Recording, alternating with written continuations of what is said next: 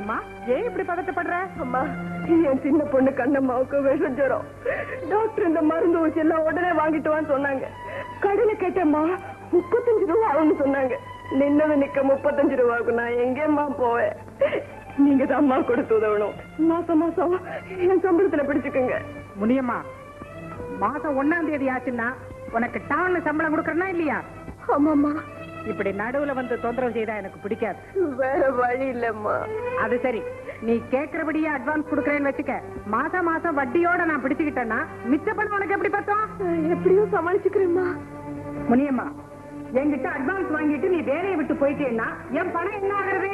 அப்படின்னு நான் செய்ய மாட்டேன். ஆமா, உனக்கு எத்தனை குழந்தைங்க? 4 பிள்ளைங்க. 4ல 1 போனா போகட்டும், வீடு. அம்மா, ஏண்டி 4 பெற்றோன்னு கேளுங்க, பரவாயில்ல.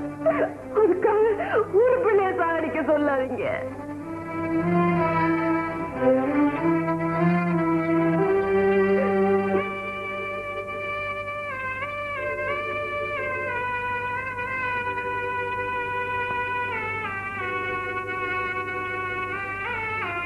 இந்தாங்க, இதை வச்சுட்டு 35 ரூபா கொடுங்க. உங்களுக்கு ரொம்ப புண்ணியமா இருக்கும். என்ன பண்றது, உன் நிலைமையை நினைச்சா பரிதாபமா தான் இருக்கு.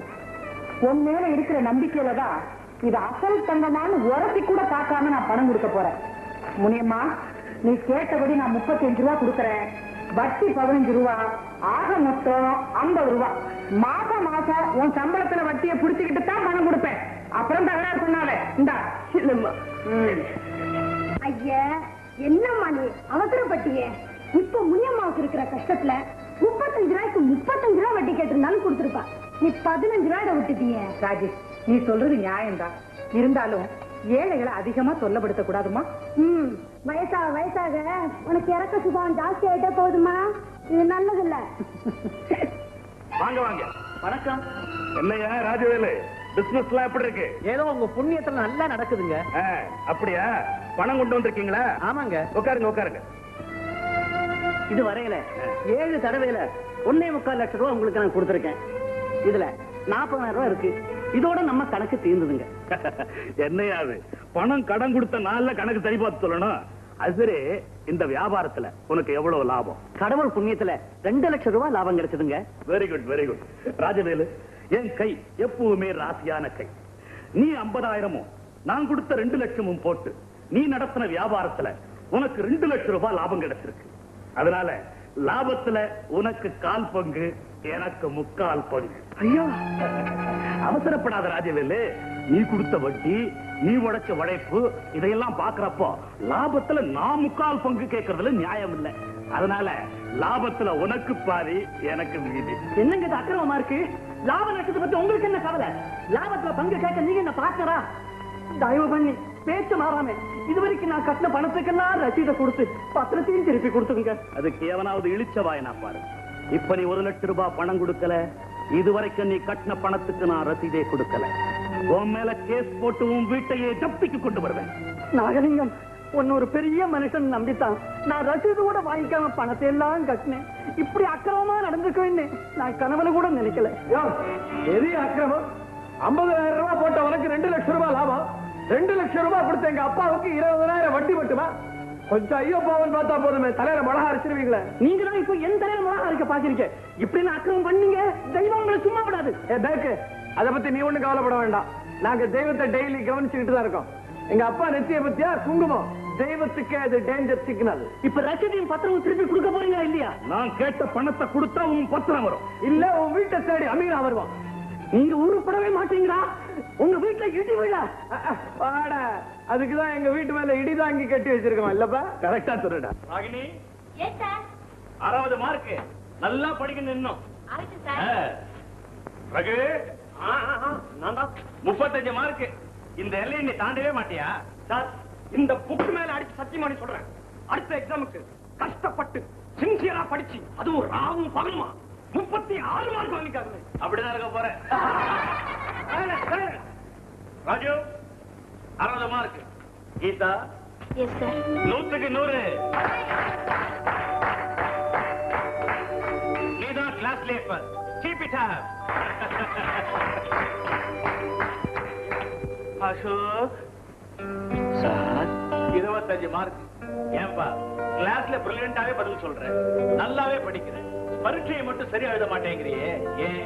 நான் என்ன சார் பண்ணுவேன்? பரீட்சை காலத்துல நுழைஞ்சு கொஸ்டின் பேப்பர் வாங்குறதும் உடம்பெல்லாம் ஜில்லுன்னு ஆயிடுது. படிச்சதெல்லாம் மறந்து போகுது.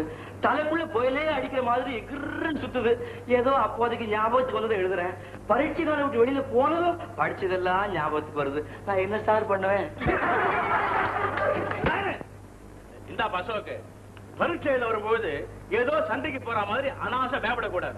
சாதாரணமா வந்து சாதாரண எழுத வேண்டியதானே. நீ சாயங்காலம் வந்து என்ன ரூம்ல வெயிட் பண்ணு. Thank you sir. என்னப்பா? My dear student, உடல் ஊனமுற்றோர் மறுவாழ்வுக்காக டொனேஷன் கொடுக்க சொல்லி பிரின்சிபால் சர்க்குலர் அனுப்பிச்சிருக்கிறார். யார் யார் எவ்வளவு கொடுக்குறீங்க?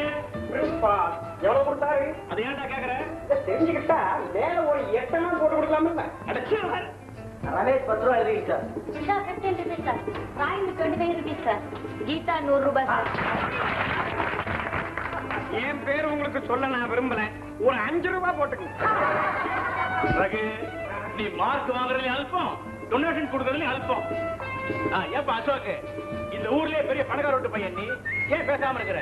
உன் பேர்ல ஒரு 1000 ரூபாய் எழுதிக்கவா? ஐயோ வேணாம் சார். சினிமா பார்க்க 2 ரூபாய் கேட்டா காசை ஏண்டா வீணாக்குற, பாஸ் வாங்கி தரேன்னு எங்க அப்பா சொல்லுவார். உடல் ஊனமுற்றோர் நிதிக்கு 1000 ரூபாய் கேட்டா அப்புறம் என் உடலே ஊனம் ஆயிடும் சார். நோ நோ நோ, உங்க அப்பா கிட்ட விஷயத்த சொல்லி ஒரு 500 ரூபாய் வாங்கிட்டு வா, எழுதிக்கிறேன்.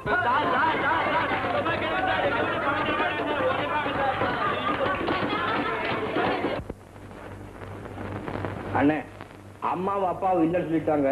நீயாவது இந்த டொனேஷனுக்கு ஒரு 500 ரூபாய் கூட. முட்டாள் முட்டாள். டேய், என் கேர்ள் ஃபிரெண்ட்ஸோட நான் மகாபலிபுரம் போக போறேன். ஒரு 500 ரூபாய் கொடுன்னு கேட்டிருந்தேன், கொடுத்திருப்பேன். அதுல ஒரு ஸ்டேட்டஸ் இருக்குது. நான் ரேஸுக்கு போறேன், 1000 ரூபாய் கொடுன்னு கேட்டிருந்தேன், கொடுத்திருப்பேன். அதுல ஒரு பிரஸ்டீஜ் இருக்குது. என் ஃப்ரெண்ட்ஸுக்கு நான் ட்ரிங்க்ஸ் பார்ட்டி கொடுக்க போறேன், பணம் கொடுன்னு கேட்டிருந்தேன், கொடுத்திருப்பேன். அதுல ஒரு டிக்னிட்டி இருக்கு.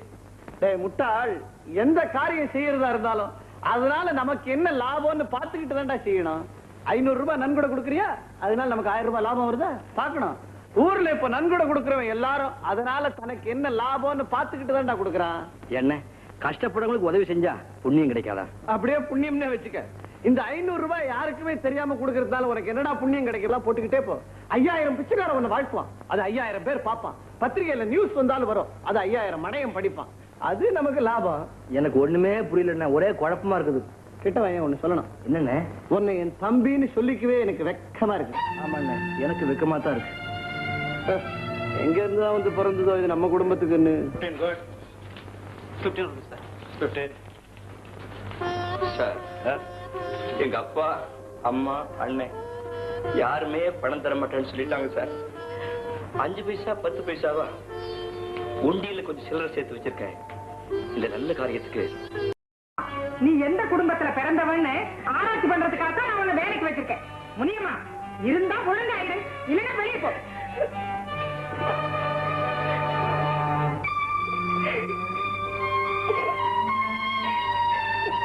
அழாத முடியுமா?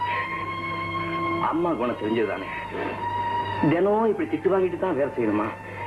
இந்த ஊர்ல நீ வேலை பார்க்கறதுக்கு வேற இடமே கிடையாதா? நீ படுற கஷ்டத்தை பார்த்தா எனக்கே மனசுக்கு ரொம்ப கஷ்டமா இருக்கு. நீ இங்கிருந்து போய். சில சமயத்துல எனக்கும் அப்படித்தான் தம்பி தோணுது. ஆனா அப்பா அப்பா என் கஷ்டத்துக்கு என் நகைகள் எல்லாம் உங்க அம்மா கிட்ட அடகு வச்சு பணம் வாங்கியிருக்கேன். இப்ப திடீர்னு வேலையை விட்டு போனா அது ஒண்ணு கூட திரும்பி வராது தம்பி. அது உங்க அம்மாவுக்கு தெரியும். அது தெரிஞ்சு வச்சுக்கிட்டு தான் என்ன எப்படி எல்லாம் கொடுமைப்படுத்துறாங்க. எப்பதான் எனக்கு நல்ல காலம் வருமோ? கவலைப்படாத முடியுமா? உன் நல்ல மனசுக்கு சீக்கிரமே நல்ல காலம் பிறக்கும். My dear boys and respectable girl, ப்ரொஃபஸரா ஆக்ட் பண்ற இந்த 1 மணி நேரத்தை நான் பெருமையா நினைக்கிறேன். சார் ரொம்ப அரைக்காம come to the point. Come to the point. ஒவ்வொருத்தருக்கும் ஆசை லட்சியம் இருக்கத்தான் செய்யும். முதல்ல ஏன் ஆசையை நான் சொல்றேன்.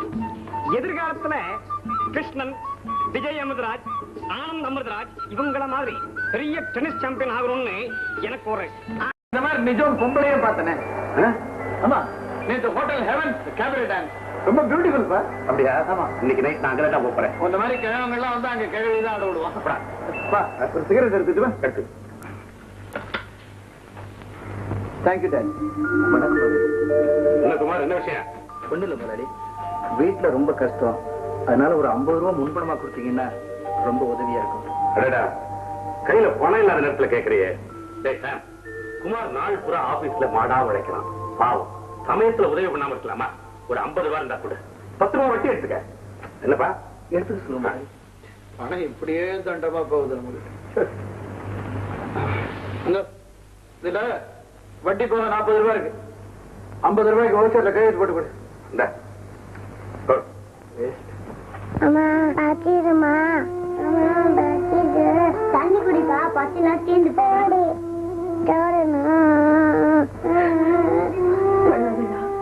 அப்பா பணம் கொண்டு வருவாரு, சமைச்சு போடுறேன்டா.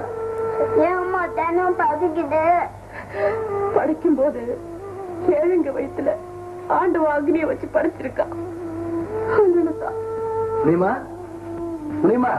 என்னங்க பணம் கிடைச்சுதா? ஓ, கொடுத்துட்டாரே முதலாளி. ரொம்ப நல்ல ஒரு முடியுமா. பாவம், அவர்கிட்ட கூட பணம் இல்ல. சின்னையா சண்முகத்துக்கிட்ட கேட்டு வாங்கி கொடுத்தாரு. இல்ல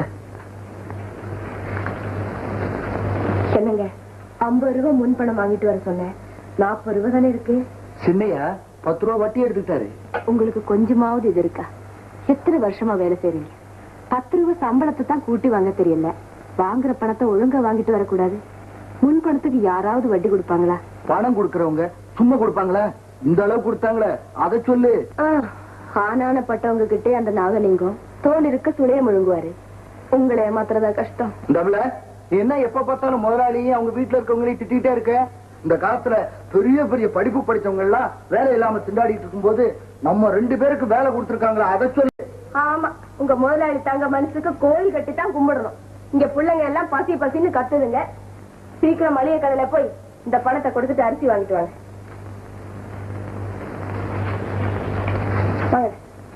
மாணவ மாணவிகளே, சீதை பொன்மானுக்கு ஆசைப்பட்டதையும் அதை நிறைவேற்ற ஸ்ரீராமபிரான் அந்த பொன்மானை தொடர்ந்ததையும் நேற்று பார்த்தோம். என்று அதை தொடருவோம். பொன்மானாக காட்சியளித்த பொய்மான் துள்ளி துள்ளி குதித்தது. காடு மேடெல்லாம் அதை தொடர்ந்து களைத்த ராமன் அதை வில்லால் அடித்தான். லட்சுமணா என்று அலறியவாறே அந்த மான் மண்ணிலே வீழ்ந்தது.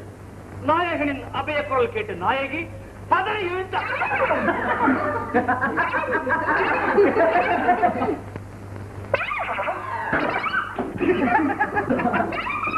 இந்த வேலை யார் செய்தது சொல்லுங்க, இல்ல உங்க எல்லாரும் டிஸ்மிஸ் பண்ணிரு.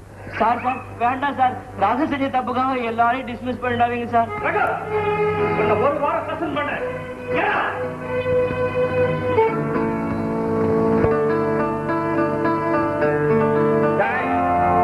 ஏண்டா ராஸ்கல், என்ன காட்டி கொடுக்கிற அளவுக்கு உனக்கு தைரியம் வந்துருச்சா? காட்டி கொடுக்கறதுக்கு உண்மையை ஒத்துக்கலன்னா நம்ம எங்க டிஸ்மிஸ் பண்ணிட்டு வாங்கலாம்னு பயந்து தான் சொன்னேன். அப்படியா? காட்டி கொடுத்தது மட்டும் இல்லாம தந்திரமா விளக்கம் சொல்ல வந்துட்டியா? என்ன ஒரு வாரம் சஸ்பெண்ட் பண்ணிருக்காங்கல்ல, அதே ஒரு வாரத்துக்கு நீ காலேஜ் பக்கம் வராத அளவுக்கு நான் உன்னை கட்டுப்பட வைக்கிறேன். இந்தா வாங்கிக்கோ. என்ன காட்டி கொடுத்ததுக்கு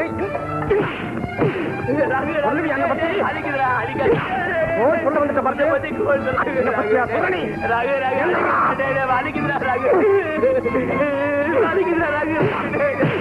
கையில ரத்தம் வருது கொண்டு சொல்ல மாட்டாரு. சொல்ல மாட்டேன். அசோக், உப்பு போட்டுதானே சோறு திங்கிறீங்க? ஆமா. அவன் இந்த அடி அடிச்சுட்டு போறான், உங்களுக்கும் கை இருக்குல்ல, திருப்பி அடிக்க வேண்டாம்? அவங்க 2-3 பேர் இருக்காங்களே, ஒருத்த அடிச்சதே என்னால தாங்க முடியல, 3 பேர் அடிச்சா என்ன ஆகுறது? இப்படி குறையா வாழறதை விட சாகிறதே மேல். இப்ப நீங்க அவனை திருப்பி அடிக்கல, உங்க மூஞ்சிலே நான் முழிக்க மாட்டேன். கீதா, ஏன் இப்படி பட்ட மாதிரி முழிக்கிறீங்க?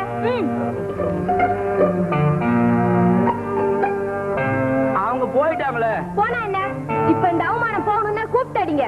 நான் ஆமா, அவங்களையா கூப்பிடுங்க. வந்து கம் ஆன். டேய், வந்து வந்து டேய், தைரியம் இருந்தா வாடா பாக்கலாம். தேவியார் வேதம் ஓடுனாங்களா? பொம்பளை பேச்ச கேட்டுக்கிட்டு முதுகுக்கு தின் கட்டிக்காத. யாருக்கு யார் தின் கட்டுறாங்கன்னு பாத்துடலாம்டா.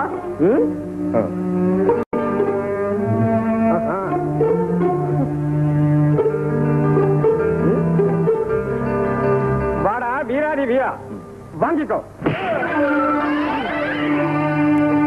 தோத்துட்டு வந்தீங்கன்னா புடவை தருவேன், ஜெயிச்சுட்டு வந்தீங்கன்னா பரிசு தருவேன்.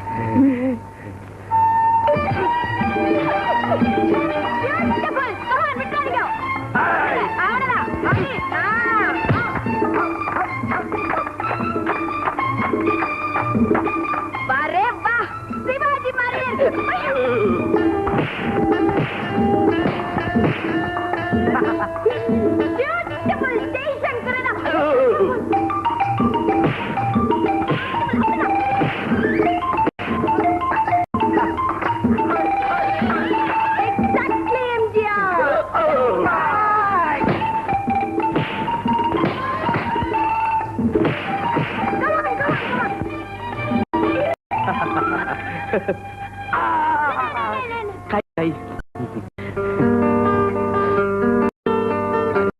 சொன்னியே.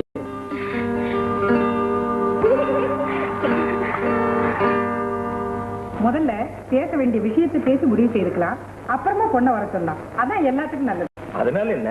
இந்த சீதனமா 50,000 கொடுக்கணும். தங்க நகை போக வைர நெக்லஸ், வைர வளையல், வைரத்தோடு, வைர ஜிமிக்கி எல்லாம் ஏற்கனவே செஞ்சு வச்சிருக்கிறேன். பொண்ணுக்கு தாயும் தகப்பனும் அந்தானே.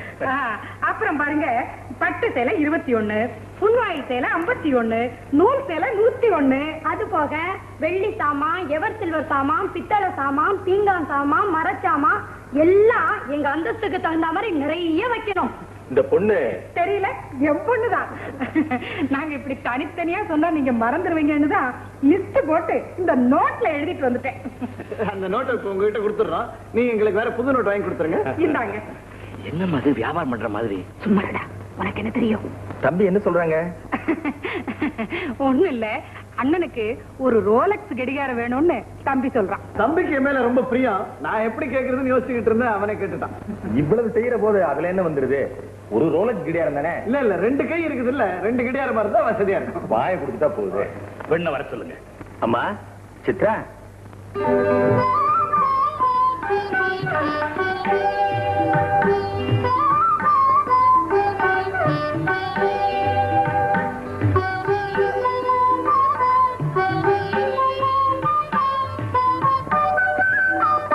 நமஸ்காரம் பண்ணிக்கமா. இந்த கூழ கும்பிடலாம் எனக்கு பிடிக்காது. குட் மார்னிங் சொன்னாலே போதும். ஏண்டா, பொண்ணு உனக்கு பிடிச்சிருக்கா? பரவாயில்ல, நாட் பேட். Dress தான் கொஞ்சம் கண்ட்ரியா இருக்கு, அது வீட்டுக்கு வந்த உடனே மாத்திக்கலாம். பல்ல கொஞ்சம் உள்ள தட்டி விடணும், அது வீட்டுக்கு வந்த உடனே தட்டிக்கலாம். அப்ப கல்யாணத்துக்கு நாள் குறிச்சிடலாம். குறிச்சிடலாம். ஓம் ஈசானமுத்ராய நமः, ஓம் தத்புருஷமுத்ராய நமः, ஓம் அகோரகதயாய நமः, ஓம் வாமதேவாய நமः, ஓம் அஸ்திதேவதாभ्यो நமः, ஓம் சர்வசேவஸ்ருத்யே நமः, ஓம் உக்ரசேவஸ்ருத்யே நமः, ஓம் ருத்ரசேவஸ்ருத்யே நமः, ஓம் பீமசேவஸ்ருத்யே நமः, மகதோத்சேவஸ்ருத்யே நமः, மாங்கல்ய தேவதாம். ஒரு தேங்காய் எழுதிக்க, 50 காய் குறையுதா? நீ சரியா எண்ணி பாத்தியா? எண்ணி பார்த்தா நல்ல காலம். தாலி கட்டுறதுக்கு முன்னாடி வந்து சொன்னேன். ஒரு முடிச்சு போட்டு அவுத்துட்டவா? என்ன கைய? எங்க சம்பந்தி? கூப்பிட சம்பந்திய. என்னங்கம்மா தாலி கட்ட நேரத்துல அவசரமா எடுத்து சொல்றீங்க? அட சேர்றாயா, 5 நிமிஷம் 10 நிமிஷம் ஒண்ணு லேட்டா கட்டுறதுல குறைஞ்சு போயிடா. நிச்சய 101 தேங்காய் எழுதிருக்க, 51 தேங்காய் தான் இருக்கா. யாரை ஏமாத்த பாக்குறீங்க? அட யோக்கிய பசங்களா, தேங்காய் வைக்கிறவரே 50 தேங்காய் ஏமாத்த பாக்குறீங்களே. ஏய், உங்க அப்பா என்ன பெரிய மோசக்காரரா இருப்பான் போல இருக்க. விவரம் தெரியாம வந்து இங்க மாட்டிக்கிட்டான். ஏன் மாமனார், இன்னைக்கு தேங்காய் ஏமாத்த, நாளைக்கு நீ மாங்காய் ஏமாத்துவேன். உன் மூஞ்ச பார்த்து போய் இது தேங்காய் மூஞ்சி நான் சந்தேகப்பட்டேன். நான் மாப்பிள்ள அப்படிலாம் சொல்லாதீங்க. மாப்பிள்ள சம்மதி, ஏதோ அவசரத்துல தவறு நடந்து போச்சு. அப்பா முகூர்த்த நேரம் முடியறதுக்குள்ள தாலியை கட்ட சொல்லுங்க, நான் இப்பவே தாலியை வாங்கிட்டு வர சொல்றேன். அதெல்லாம் முடியாது சம்பந்தி. லிஸ்ட் பிரகாரம் எல்லாம் வரலன்னா எங்களுக்கு கௌரவ குறைச்சல். முதல்ல தேங்காய் வரட்டும், அப்புறம் தாலியை கட்டுவான். என்னையா அது? லட்சக்கணக்கில் பணத்தை போட்டு கல்யாணம் பண்றவன் இந்த தேங்காயை ஏமாத்தப்பா. கோச்சுக்காதீங்க, அவர் என் பங்காளி. கொஞ்சம் இருங்க, தேங்காய்க்கு வேணா பணத்தை இப்பவே நான் கொடுத்துறேன். முகூர்த்த நேரம் தவிர போகுதுங்க. என்ன அறிவிக்கிட்டு சொல்ல பேசுறேன்? நாங்க என்ன பணத்துக்காக கேட்கிறோம்? எங்க வீட்டுல பணம் பட்டி கிடக்குது. 101 தேங்காய் வச்சு கல்யாணத்தை நடத்தினா புருஷன் 101 வரைக்கும் உயிரோட இருப்பான்னு எங்க வீட்டுல பெரியவங்க சொல்லிருக்காங்க. இப்ப தேங்காயில் 50 குறைச்சி, என் வயசுல அநியாயமா 50 குறைச்சிக்க. இப்ப எனக்கு வயசு 29 ஆகுது. உன் பொண்ணு இன்னும் 22 வருஷம் சுமங்கலியா வாழ்ந்து அவளை போதுமா? அப்படி எல்லாம் சொல்லாதீங்க. நான் இப்பவே ஏற்பாடு என்னையா மாப்பிள பார்த்த நீ சுத்த மரியாதை இருக்கா? யோ மாமனா, முதல்ல இந்த பங்காளி போய் வாயப்பட்ட சொல்லு. இல்ல நான் பாட்டுக்கு எழுந்திருச்சு போய்கிட்டே இருப்பேன். ஐயோ கால வர்றாளே தேங்காய் திருடம் பொண்ணு என் கால வர்றாளே. கொஞ்சம் பொறுமையா இருங்க, இதோ வந்துட்டேன். என்ன மாதிரி கேவலம் 50 தேங்காய்க்காக கல்யாண வீட்டுல வந்து இப்படி கலாட்டம் பண்றீங்களே, எனக்கு வெக்கமா இருக்கு. செக்கமா இருந்தா எங்கேயாவது போய் முட்டிக்க. உன்னோட பெரிய இளவா போச்சு. போய் உன் வேலையை பாரு. பட்டு கிடப்பேன். முகூர்த்த நேரம் முடிய போகுதுங்களே. முடிஞ்சா முடியட்டுமே. இப்ப என்ன இப்ப 3வது தெருவில் இருந்தானே ராஜமாணிக்கா, அவனுக்கு நல்ல நேரம் பார்த்து தான் கல்யாணம் பண்ணி வச்சீங்க. என்ன நடந்தது? 3வது நாள் ஆள் பொக்குன்னு போயிட்டான். நீங்க என்ன பண்ணீங்க? போய் கருமாதி நீங்களே நடத்தி வச்சீங்க. அதுக்கு நல்ல நேரம். ஐயோ அப்படிலாம் சொல்லாதீங்க, எனக்கு பயமா இருக்கு. இழவு இப்ப நான் என்ன தப்பா பேசிவிட்டேன்? இப்படி அழற இழவு மனவரையில இப்படி அழறிய உன்னை கல்யாணம் பண்ணிக்கிட்டு நான் தம்பூரா என்ன கஷ்டப்பட போறனோ. இழவு பெரிய இழவா போச்சு. இழவு தாலியை கொடுத்து எங்க இழவு மேல வேற இழவச்ச. தம்பி தேங்காய் வந்துருச்சு, தாலியை கட்டுங்க. அதெல்லாம் நீங்க சொன்னா நான் நம்ப மாட்டேன். அம்மா தேங்காய் வந்துருச்சா? அவசரப்படாதா, இப்பதான் எண்ணிட்டு இருக்கேன். நிதானமா பார்த்து எண்ணு. நீ வேற கணக்குல வைக்கு. 1 2 குறைஞ்சிட போகுது. சரியா வந்துருக்கா? அண்ணா தாலி கட்டு.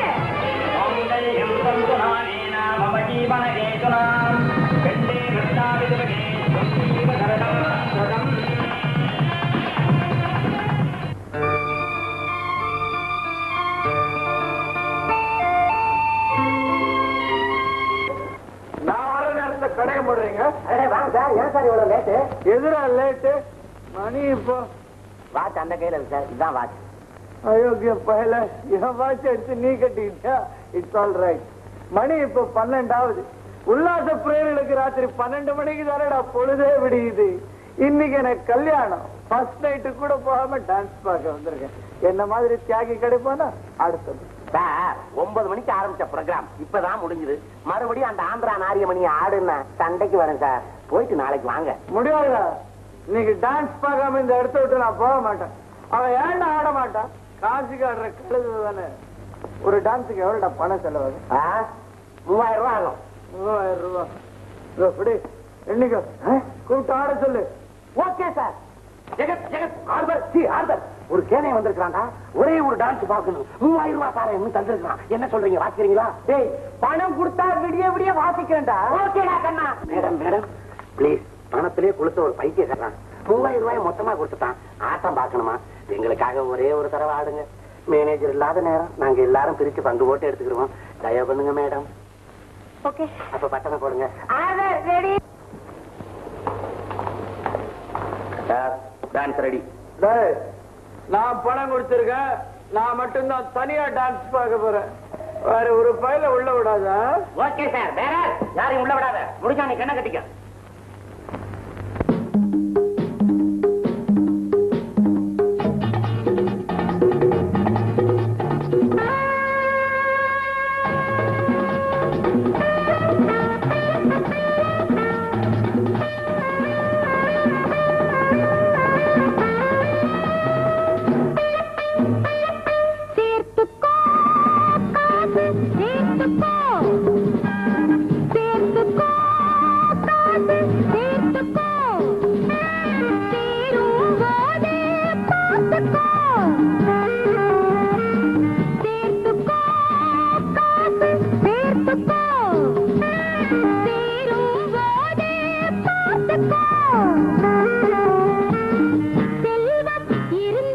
உலகம் வணங்கும் செல்வம் இருந்தால்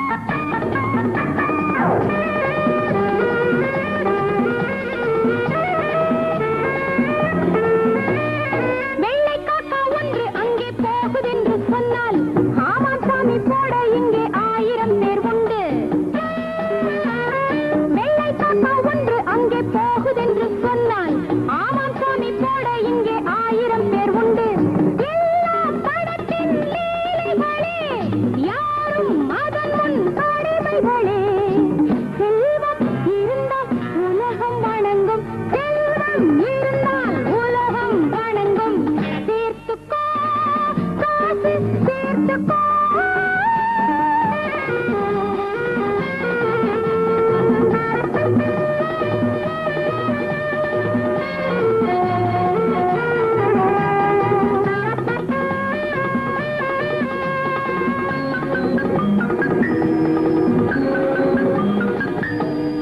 தர்மம் நியாயம் பார்த்து வா முனியம்மா, என்ன இது? படுதம்மா அது தெரியுது. உனக்கு எவ்வளவு திமிரு இருந்தா எங்களை பத்தி இல்லாத சொல்லாம சொல்லிட்டு இருக்க? ஐயோ நான் ஒண்ணும் தப்பா சொல்லலம்மா வந்த கண்ணு சரியா இருந்தா நீ ஒழுங்கா இருப்ப. அத்தை நான் என்ன தப்பு செஞ்சேன் யாரை கட்டிட்டு வேலைக்காரிக்கு சேலை கொடுத்தேன்? எவன் அம்பா விட்டு சொத்து? அத்தை அது ஏன் புடவை நான் கட்டி பழசா போனது என்னைக்கு உன்னை தாலி கட்டி இந்த வீட்டுக்கு நாங்க கூட்டிட்டு வந்துட்டோமோ அன்னைக்கு நீ இந்த வீட்டு பொண்ணாயிட்ட. அதுக்கப்புறம் ஒரு சுருப்பை எடுத்து போடுறதுனாலும் என்ன கேட்டுதான் போடணும், தெரியுமா? என்னம்மா இதுக்கு போய் இப்படி ஆர்ப்பாட்டம் பண்றீங்க? அண்ணி அவங்க வீட்டுல புடவை தானே கொடுத்துருக்காங்க. ஐயோ ஐயோ ஐயோ ஐயோ, நீ யாரா இப்படி பேசுற? அடி பாவி, என் மகன் என்னை பார்த்து ஒரு வார்த்தை கூட பேச மாட்டான். வந்தது வராதுமா மத்தியில கைக்குள்ள போட்டுக்கிட்டு என்னை எதிர்த்து பேச வச்சுட்டியே. அடே சண்முகா, இங்க வந்து பாருடா, இங்க நடக்கிற அக்கிரமத்தை. சண்முகா, என்னம்மா என்ன நடக்குது? அப்பா செத்து போயிட்டாரா? சும்மா அறிவு கட்டவனே, உன் பொண்டாட்டி செய்யற அக்கிரமத்தை என்னன்னு வந்து கேள்றா. புத்தம் சேரை எடுத்து வேலைக்காரி கொடுத்தா. ஏம்மா கொடுத்தேன் அப்படின்னு கேட்டேன். அதுக்கு நீ யாரு கேட்டதுக்கு உன் மூஞ்சில முடிச்சா பொழுதைய விடியாது அப்படி இப்படின்னு கண்ணா பின்னாடி பேசுறாடா. உன் தம்பியும் இவனுக்கு தப்பாடு பண்றான். வந்து கேளு. அண்ணே, முதல்ல என்ன நடந்தது விசாரிச்சு அப்புறமா பேசுங்க. ஏய், ஒவ்வொன்றையும் விசாரிச்சுட்டு திருப்பி சொல்றது அந்த காலம்டா. இங்க அது நடக்காது. ஏய், நீ என்ன பெரிய புடவை வாழலாம் நினைப்பா? எங்க அம்மா பேச மீறி நடந்த உங்க அப்பா வீட்டுக்கு வந்து திருப்பி எடுத்து ஜாக்கிரதை. என்னால ஏம்மா இவ்வளவு சண்டை? இந்தாங்க தயவு செஞ்சு இது இதோட விட்டுடுங்க. அத்தை கூட எங்க அம்மா விட மாட்டாங்க தெரியுமா? நிச்சய போட்டு கட்டிக்குவாங்க. புண்ணியம்மா வாங்கம்மா.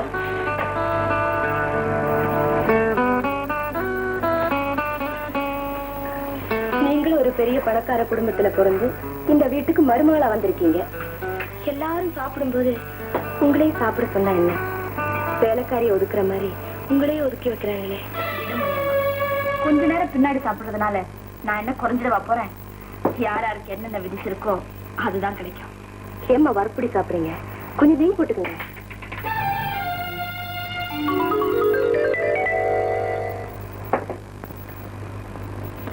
முனியம்மா, இந்த வீட்டுல யார் நெய் போட்டு சாப்பிடுறதுன்னு முறை இல்லையா? நெய் போட்டு சாப்பிடலன்னா தொண்டைக்குள்ள இறங்காத. நெய் விக்கிற விலையில கொஞ்சம் அசந்தா ஜாடியோடைய கவுத்துக்கிறது. சாப்பிடறதுக்கு சும்மா இருக்கலாம். இப்படி ஈவோ இறக்கம் இல்லாதவங்களை நான் பார்த்ததே இல்லைம்மா.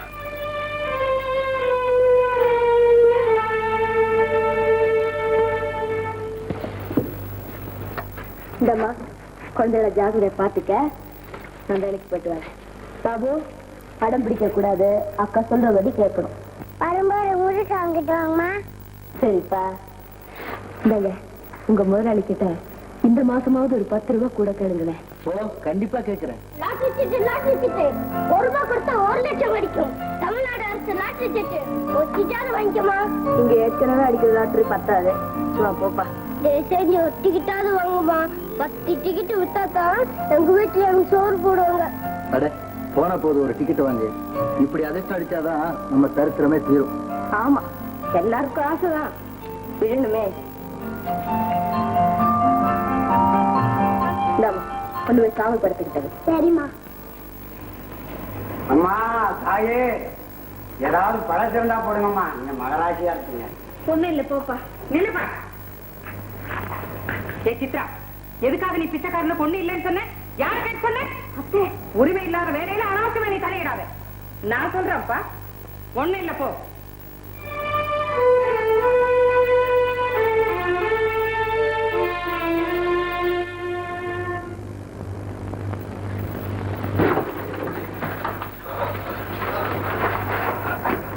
என்னப்பா நமக்கு பரிசு விழுந்திருக்கான்னு பாக்குறேன்டா. நமக்கு கட்டாயமா பரிசு விழும்பா.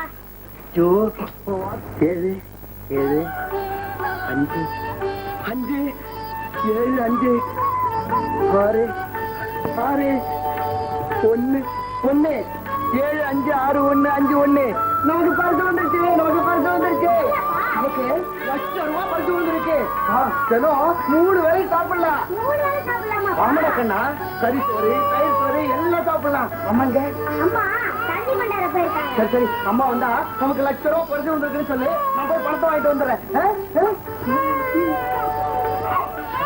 கடவுளே கஷ்டமெல்லாம் செஞ்சு போச்சு கஷ்டமெல்லாம் செஞ்சு போச்சு MU 756151. 1000 ரூபாய் பரிசு கூட விழல. 100 ரூபாய் பரிசு சீட்டு வாங்க எல்லாம் திரட்டமா போச்சு. அடிக்கடி வந்து அட்வான்ஸ் கேட்கலாம் எத்தனை தடவை சொல்லிருக்கிறேன். நான் அட்வான்ஸ் கேட்க வந்த மலாரி எனக்கு லாட்டரி சீட்ல ₹1,00,000 பரிசு விழுந்திருக்கு. அதை யார்கிட்ட கொடுத்து எப்படி பணம் வாங்குறதுன்னு எனக்கு தெரியல. உங்ககிட்ட கேட்டு போலான்னு வந்த முதலாளி. உண்மையாவா? நிஜமான முதலாளி இங்க பாருங்க லாட்டரி சீட்டை.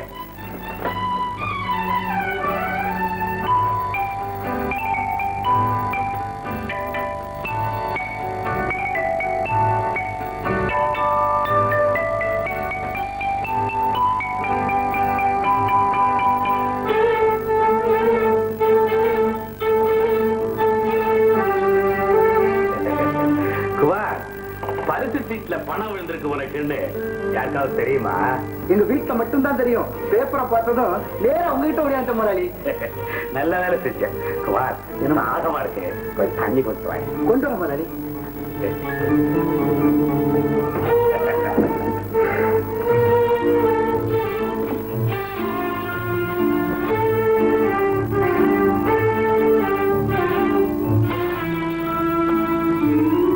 பரிசு விழுந்திருக்கிறது MB 75615.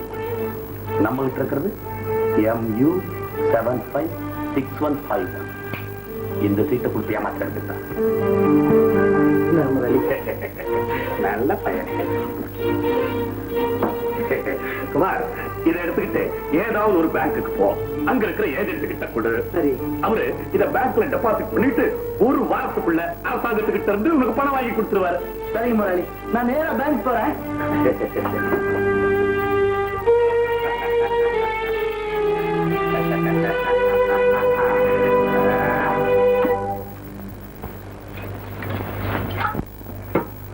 அம்மா என்னடா அவங்களுக்கு எத்தனை பரிசு வந்துருக்கு.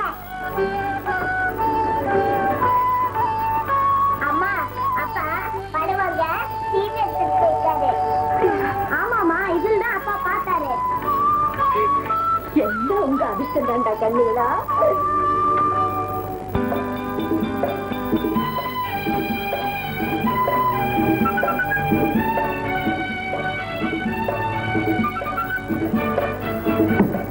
ஏஜென்ட்டுங்க, என்னப்பா? எனக்கு லாட்டரி சீட்ல ₹1,00,000 பரிசு விழுந்திருக்குங்க. இந்த சீட்டை வச்சுக்கிட்டு எனக்கு பணம் வாங்கி கொடுக்க ஏற்பாடு பண்ணுங்க.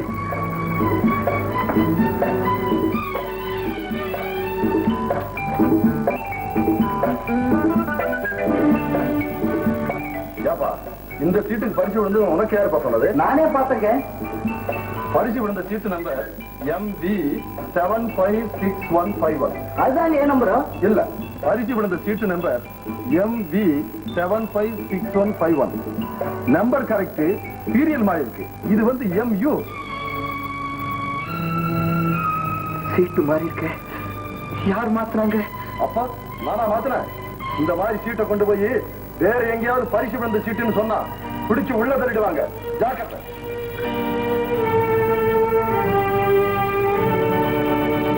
முதலாளி, உங்களுக்கு ₹1,00,000 பரிசு விழுந்ததுக்காக நம்ம ஆபீஸ்ல வேலை செய்யறவங்க சார்பில் இந்த மாலையை போடலாம்.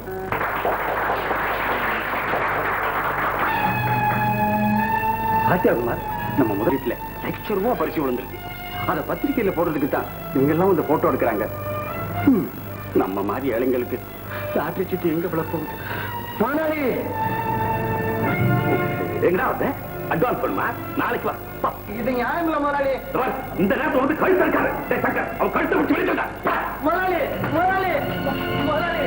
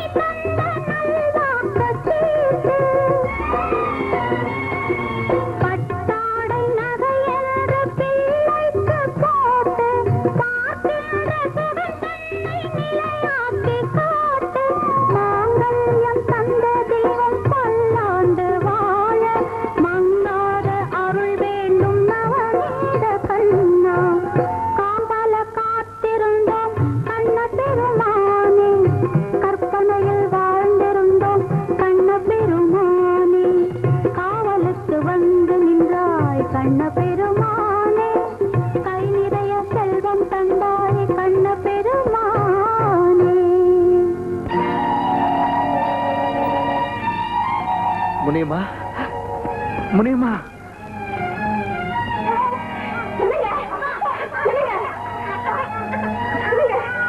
மோசம் போயிட்டு முடியுமா? மோசம் போயிட்டு என்ன நடந்தது சொல்லுங்க. நம்ம முதலாளி நம்ம லாட்டு சீட்டை வாங்கிட்டு வேற சீட்டை கொடுத்து மோசம் பண்ணிட்டா முடியுமா?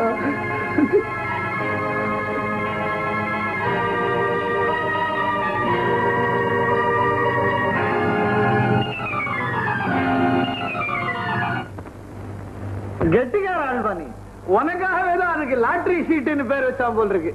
சீட்டை நீ எடுத்துக்கிட்ட, லாட்டரி அவங்க அடிக்க போறாங்க. என்ன இருந்தாலும் புத்திசாலி தான் நீ. என் புத்தியில பாதியாவது இல்லாம போகுமா?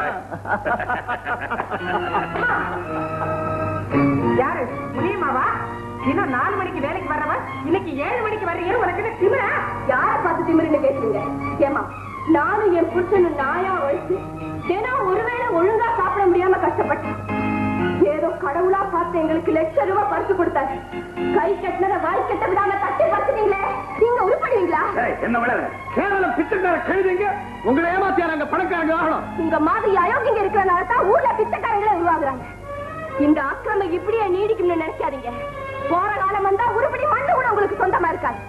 வரும்போது என்னத்தை கொண்டு வந்தீங்க, இல்ல போகும்போது என்னத்தை கொண்டு போக போறீங்க? என்ன தத்துவம் பேசுறேன்? நாங்க உன்னை ஏமாத்துறோம்னா போலீஸ்ல போய் புகார் பண்ணு, இல்ல தெரிஞ்சத பாரு.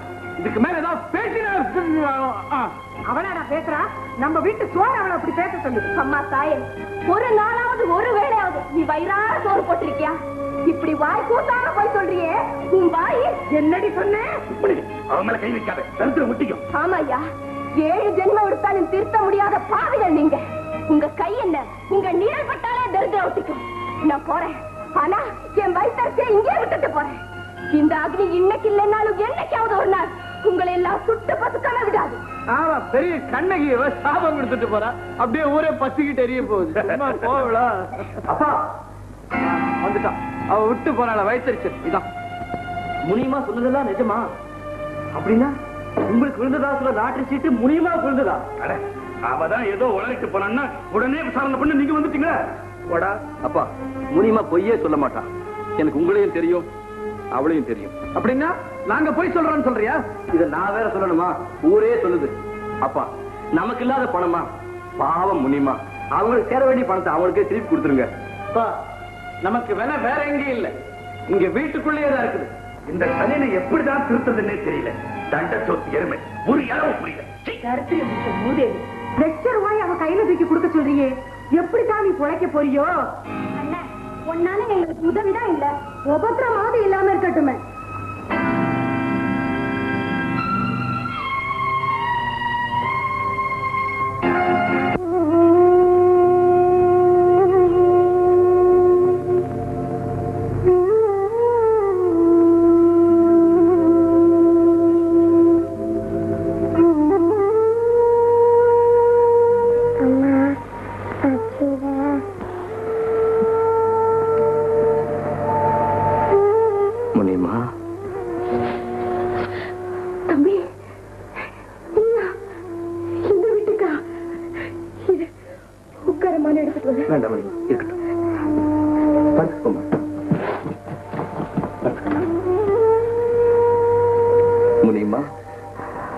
கொஞ்சம் கூட மனுஷத்தன்மை இல்லாம எங்க அப்பா செஞ்ச தப்புக்காக நான் உங்ககிட்ட மன்னிப்பு கேட்கிறேன்.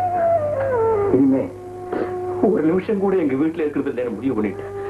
குமார், நான் உங்ககிட்ட மன்னிப்பு கேட்கறதுனால உங்க கஷ்டம் விடிய போறதில்லை. இருந்தாலும் என் திருப்திக்காக கேட்டுக்கிறேன். எங்கேயாவது போய் ஏதாவது வேலை பார்த்து என்னால முடிஞ்ச வரைக்கும் உங்களுக்கு பண உதவி செய்ய முயற்சி பண்ணேன். அதை சொல்லிட்டு போறதுக்காக தான் வந்தேன்.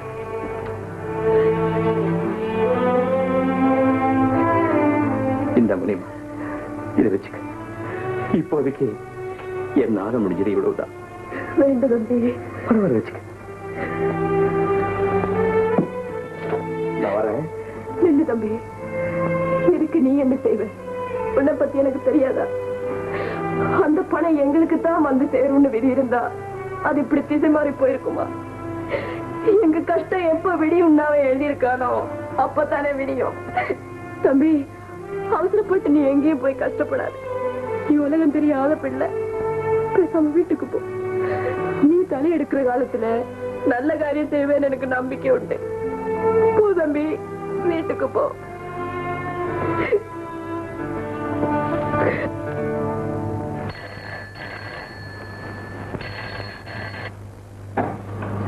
ஹலோ, யாரு? கீதாவா?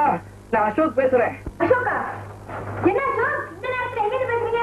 நேரு பார்க்ல இருந்து பேசுறேன். எங்க வீட்டுல இருக்கிறவங்க செய்யற அக்கிரமத்தை என்னால தாங்க முடியல. இனிமே ஒரு நிமிஷம் கூட அங்க இருக்கிறது இல்லைன்னு ஊரை விட்டே போறேன். எங்கேயாவது போய் ஏதாவது ஒரு வேலை தேடினதுக்கு அப்புறம் உன்னை வந்து பாக்குறேன். அசோக், சொல்ற கேளுங்க அசோக்.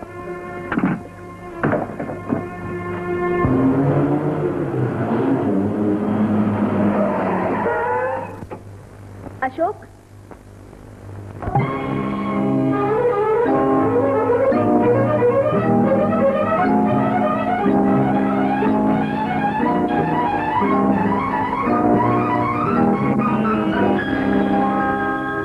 மயக்கம் குழப்பம் நேரும் போது பயந்தால் கோழை நெஞ்சம், தைரியமாக பொறுப்பை ஏற்க துணிந்தால் ஆம்பளை சிங்கம்.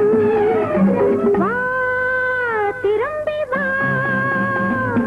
மயக்கம் குழப்பம் நேரும் போது பயந்தால் கோழை நெஞ்சம், தைரியமாக பொறுப்பை ஏற்க துணிந்தால் ஆம்பளை சிங்கம்.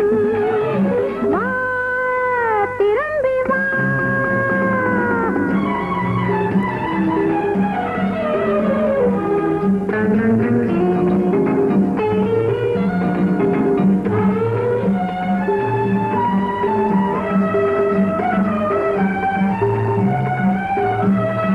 மனம் இருந்தால் நல்ல வழி பிறக்கும், துணிவிருந்தால் என்றும் வெற்றி வரும்.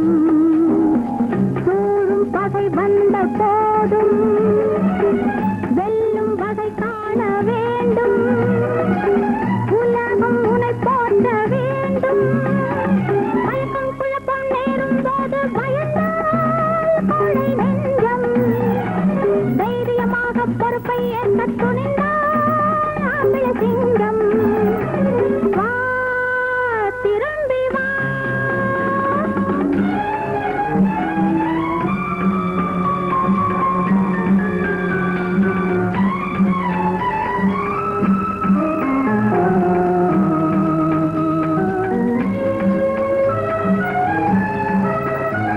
ஸ்ரீராமனுக்கும் இந்த சோதனைதான், அந்த கௌரவர்க்கும் வந்த வேதனைதான். முதலில் அதர்மம் வென்றாலும் முடிவில் தர்மம் தான் வெல்லும். அதனை நீ எண்ண வேண்டும். மயக்கம் குழப்பம் நேரும் போது பயந்தால் கோழை நெஞ்சம், தைரியமாக பொறுப்பை ஏற்க துணிந்தால் ஆம்பிளை சிங்கம். ஆம்பிளை சிங்கம்.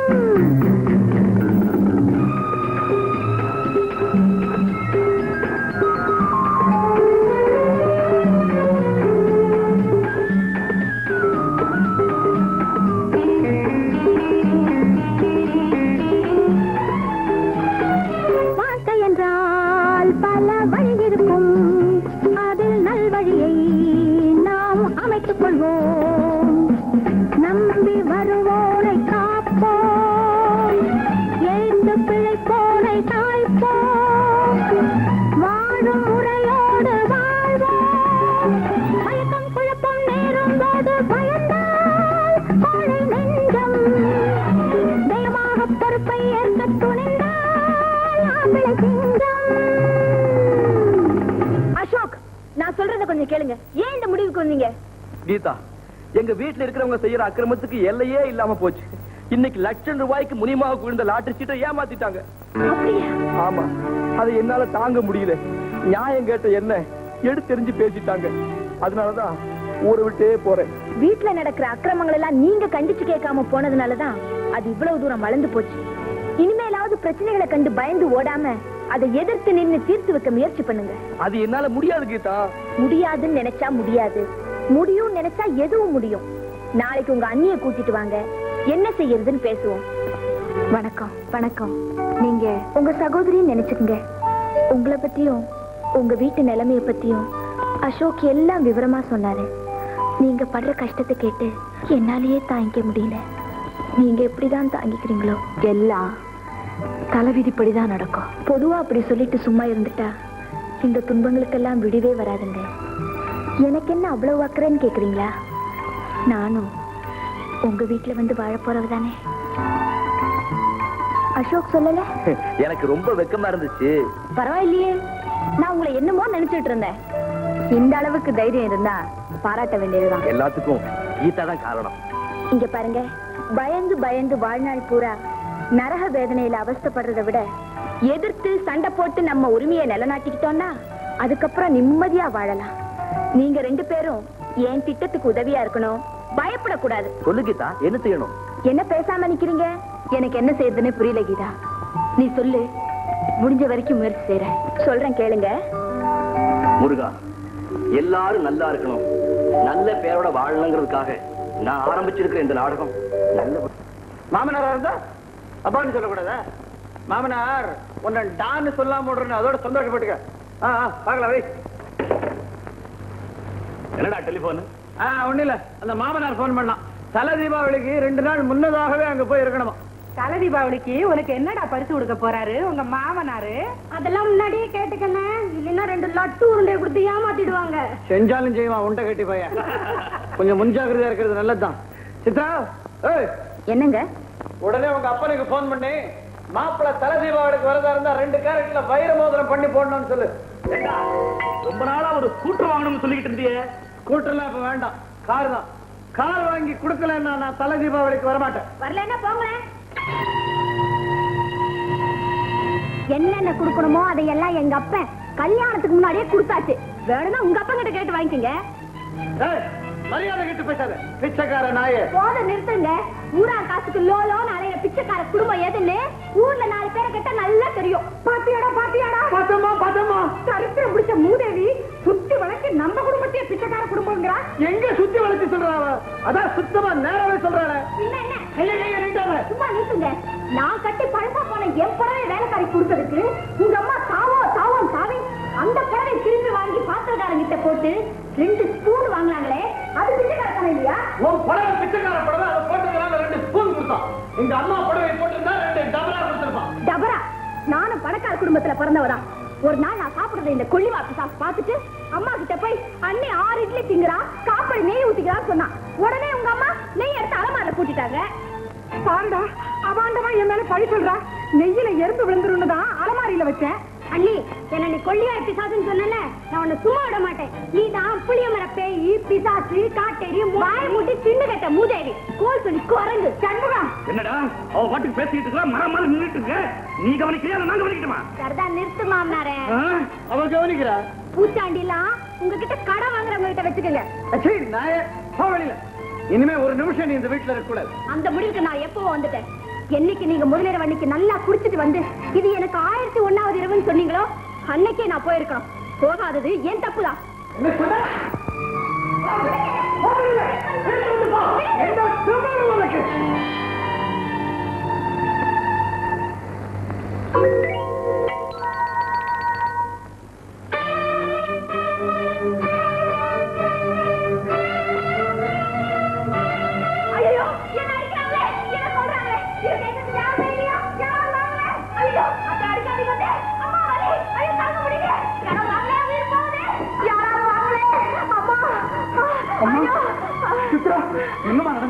ஐயா, இவங்கெல்லாம் என்ன அடிச்சு கொள்றாங்க ஐயா.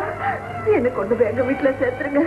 நான் சாகிறதுக்கு முன்னாடி எங்க அப்பா ஒரே ஒரு வாட்டி பார்க்கணும். என்ன கொண்டு போய் சேர்த்துருங்க. போட்டுக்கிட்டு இப்படி நடிக்கிறா. யாரும் நம்பாதீங்க. சும்மா நிறுத்தியா. சகுனி, கைகேயி, துரியோதனை, கூனி எல்லாரும் இந்த வீட்டுல தான் இருக்காங்க. என்னையா பேசிட்டு இருக்கீங்க? தூக்குங்க, தாய்ச்சல கொண்டு அவங்க அப்பா வீட்டுல விடலாம். எடுங்க, பாத்து பாத்து. என்ன இப்படி அவமானப்படுத்திட்டாளே? உன்னை மட்டும் அவமானப்படுத்திருந்தா பரவாயில்லையே, எங்களையும் தலைமுறையை வச்சாலே. நான் அவளை பழிக்கு பழி வாங்க விட போறதில்லை. நான் சும்மா பேசிக்கிட்டே நிக்காதடா, ஏதாவது செய்யி. இனிமே அந்த கழுதை இந்த வீட்டு வாசல் மிதிக்க கூடாது. நான் இப்ப வக்கீலுக்கு போன் பண்றேன். வக்கீல். என்னடா வக்கீல இன்னும் காணா? காலையிலே வந்து நிறைய எனக்கு தெரியலையே. கெட்டிக்கார வக்கீல் தானே? பிரமாதமான வக்கீல். அதுவும் விவாகரத்து கேஸ்ல அவர் ஸ்பெஷலிஸ்ட். அவர் பேரு விவாகரத்து வீரராகவன் தான் பேரு. வாங்க வாங்க வாங்க வாங்க வந்துட்டாரு அவரே. வாங்க வாங்க வாங்க வாங்க.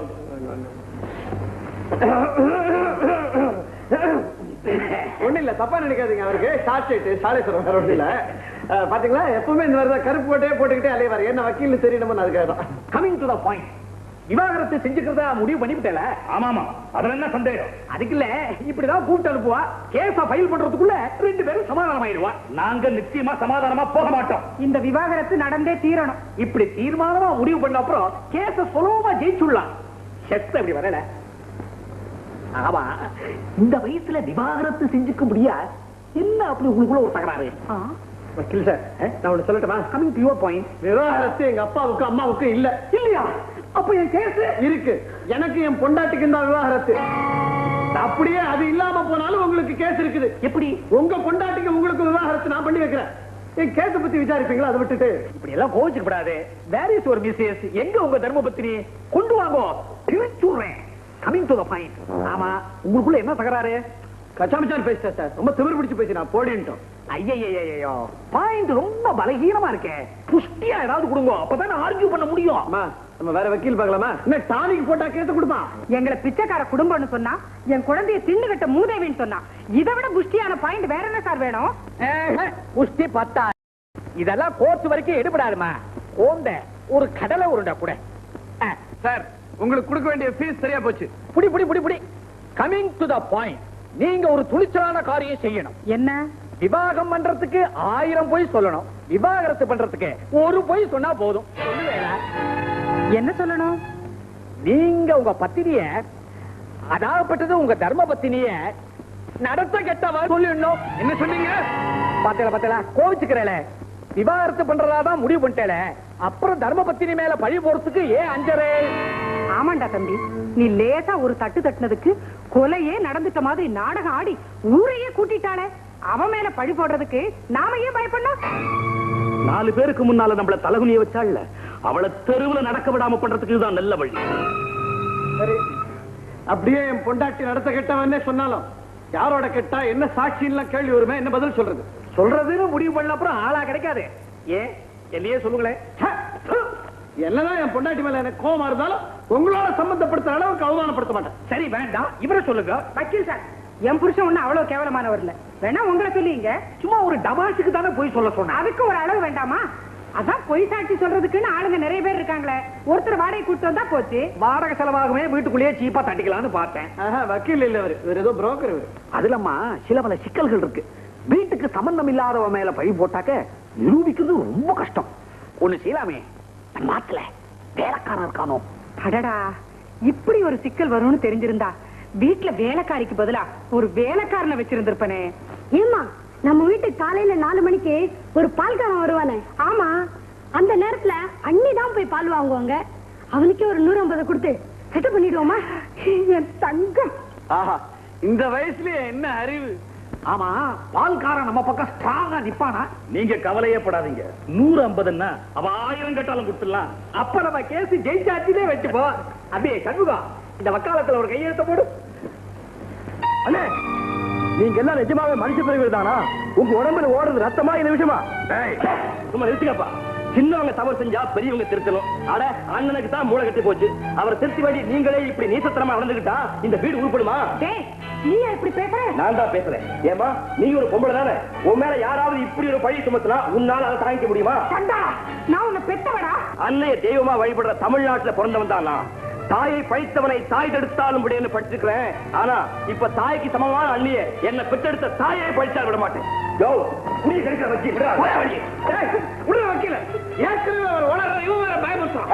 கூண்டுல இருந்து சிங்க வெளியே வந்துருச்சு. அதை மறுபடியும் உன்னால உள்ள அனுப்ப முடியாது. நீங்க ஒண்ணும் பயப்படாதீங்க. இவன் ஏதோ சினிமா பார்த்து டைலாக் பேசுற அம்மாடையா. அப்பா, அண்ணனுக்கு என்ன ஆச்சு? ஏன் இப்படி வளருது? மூதேவி, முளைச்சு 3 இலை விடல, அதுக்குள்ள உனக்கு இவ்வளவு தந்திர புத்தியா? நீ இன்னொருத்தர் வீட்டு போய் வாழ வேண்டாம். பால்காரோட அண்ணியை சேர்த்து பேசுறியே.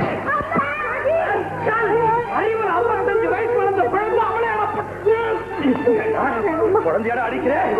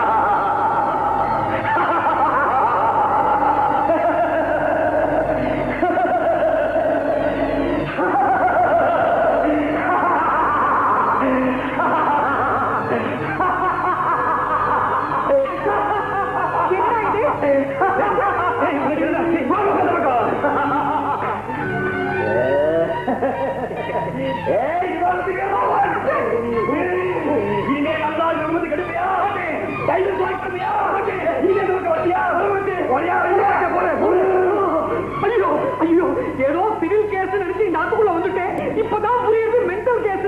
என்ன விட்டுரு.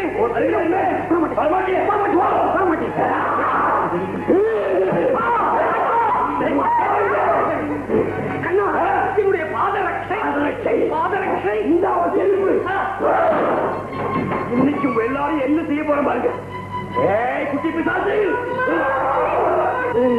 புரட்டர்களே, மானம் ஒன்றே நல்வாழ்வன கொண்டு வாழ்ந்த மரவேந்தர் பரம்பரையிலே மாசாக வந்தவர்களே, மயிலுக்கும் மந்திக்கும் வித்தியாசம் தெரியாத மதிவாளர்களே, குடிநிலைமை கோயில் கட்டியக்கூடிய கூடர்களே, என் அண்ணி அன்பின் பிறப்பிடம், அறநெறியின் இருப்பிடம், கண்ணை வடிவம், கற்பின் திருவுருவம், வாடிக்கம், வாத்துக்குரியா தங்கம், அவர்களை அவரும் உங்கள் அங்கங்களை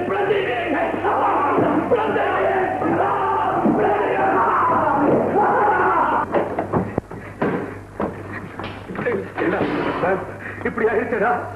ஏற்கனவே அரை பைத்தியம் மாதிரிதான், இப்ப முழு பைத்தியம் ஆயிட்டான்.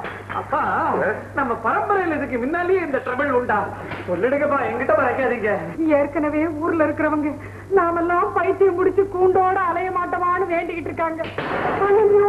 இந்த விஷயம் வெளியே தெரிஞ்சா மாவட்டங்க தலைவியாச்சே எப்படி தலைய காட்டுவேன்? நான் கிளப்புக்கு போக முடியுமா? ஆபீஸுக்கு போக முடியுமா? 4 பேருக்கு முன்னால தலை நிமிர்ந்து நடக்க முடியுமா?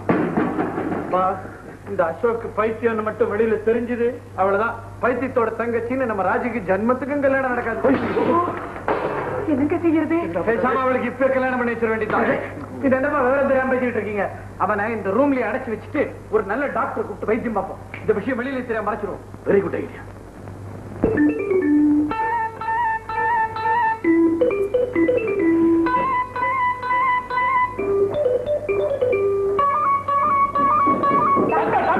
நாங்க இங்க இருக்கோம். இது யாராவது பைத்தியம்? ஒருத்தருக்கு தான். அது யாரு? முதல்ல நீங்க இங்க வாங்க. வழக்கமா என் பேஷண்ட் தான் மாடியில தான் இருக்கிற வழக்கம். இங்க யாரு? சத்தம் பண்றீங்க டாக்டர். வெளியே யாருக்காவது கேட்க போகுது. கேட்டாங்க. ஐயோ, எங்க மகனுக்கு பைத்தியம்னு வெளியே தெரிஞ்சா எங்க மானமே போயிடும் டாக்டர். அப்படின்னா உங்க மகனுக்கு பைத்தியங்கிறது வெளியே யாருக்குமே தெரியாதா? வெளியே யாருக்குமே தெரியாதா? தெரியாது. உங்களுக்கு தெரியும்ல, அதனால தானே போன் பண்ணோம். டாக்டர் எப்படி அவனை குணப்படுத்துறீங்க? எவ்வளவு பணம் பண்ணாலும் தரோம். விஷயம் ரகசியமா இருக்கட்டும். தப்பி தவறி கூட யாருக்கு தெரியக்கூடாது. Doctor please, doctor doctor doctor அப்படி எல்லாம் செய்யக்கூடாது. அப்புறம் உங்க மேலே எனக்கு சந்தேகம் வரும். பேஷண்ட் எங்க? அங்க.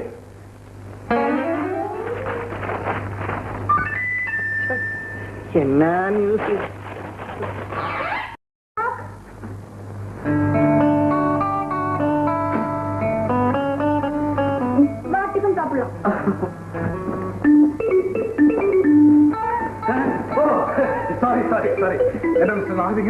அசோக் எப்படி இருக்கு? குறைஞ்சிருக்கா? அவன் அண்ணி வந்ததுல இருந்து குறைஞ்சிருக்கா? அப்படியா? நான் போய் பார்த்துட்டு வந்துடுறேன். பூட்டித்தானே வச்சிருக்கீங்க? டாக்டர், எனக்கு பைத்தியமா? இனிமே எப்படி நான் தெருவில் நடமாட முடியும்? அழாது அழாது. உனக்கு பைத்தியம் வெளியே யாருக்குமே தெரியாது. ஆமா, நாங்க அந்த விஷயத்தை மறைச்சு வச்சிருக்கோம். நீ ரொம்ப ஸ்ட்ரெயின் பண்ணிக்காத, போய் ரெஸ்ட் எடுத்துக்கோ. டாக்டர், நான் சொன்னேனே என் கல்யாண விஷயம்.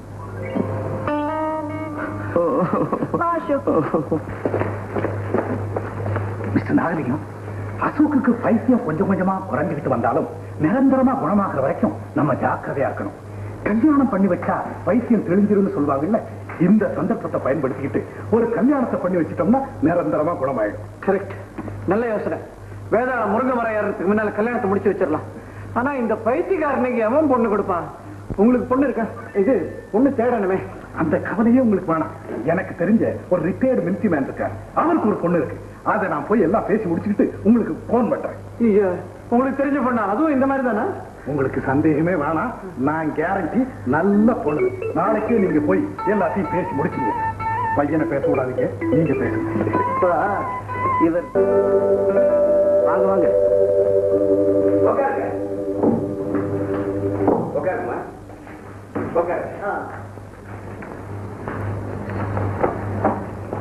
டாக்டர் உங்களை பத்தி ரொம்ப சொல்லாரு. டாக்டர் சொல்லிதான் எங்களை பத்தி உங்களுக்கு தெரியுமா? ஆச்சரியமா இருக்குது. யாரும் சொல்லாமலே எங்களை பத்தி இந்த ஊர் பேர தெரியும். அப்படியா? நான் மிலிட்டரியில் ஆபீசரா இருந்தேன். அது நீங்க சொல்லிதான் தெரியும். ரிட்டையர் ஆகி வந்து இங்க செட்டில் ஆயிருக்கிறேன். பெண்ணுக்கு கல்யாணம் ஆனோன்னு காஷ்மீர் போயிடும். போயிட்டு வாங்க. அப்பா, பொண்ண மறைச்சிடுங்கப்பா, எனக்கு பாக்குறதுக்கு ஆசையா இருக்கு. எங்க உங்க பையன்? பையன்தான், அவனுக்கு எதுவுமே வளவளான்னு பேசிட்டு இருந்தா பிடிக்காது. இந்த காரியத்தை சட்டு புட்டுன்னு பிடிக்கும். என்ன படிச்சிருக்கீங்க? குமுதம், கல்கண்டு, தினமணி கதிர், தினத்தந்தி, பிலிமாலயா எல்லாம் படிச்சிருக்கேன். இது பழைய ஜோக்கு மாப்பிள, புதுசா ஏதாவது சொல்லுங்க. நீங்க பொண்ணு வர சொல்லுங்க. கீதா, கீதா.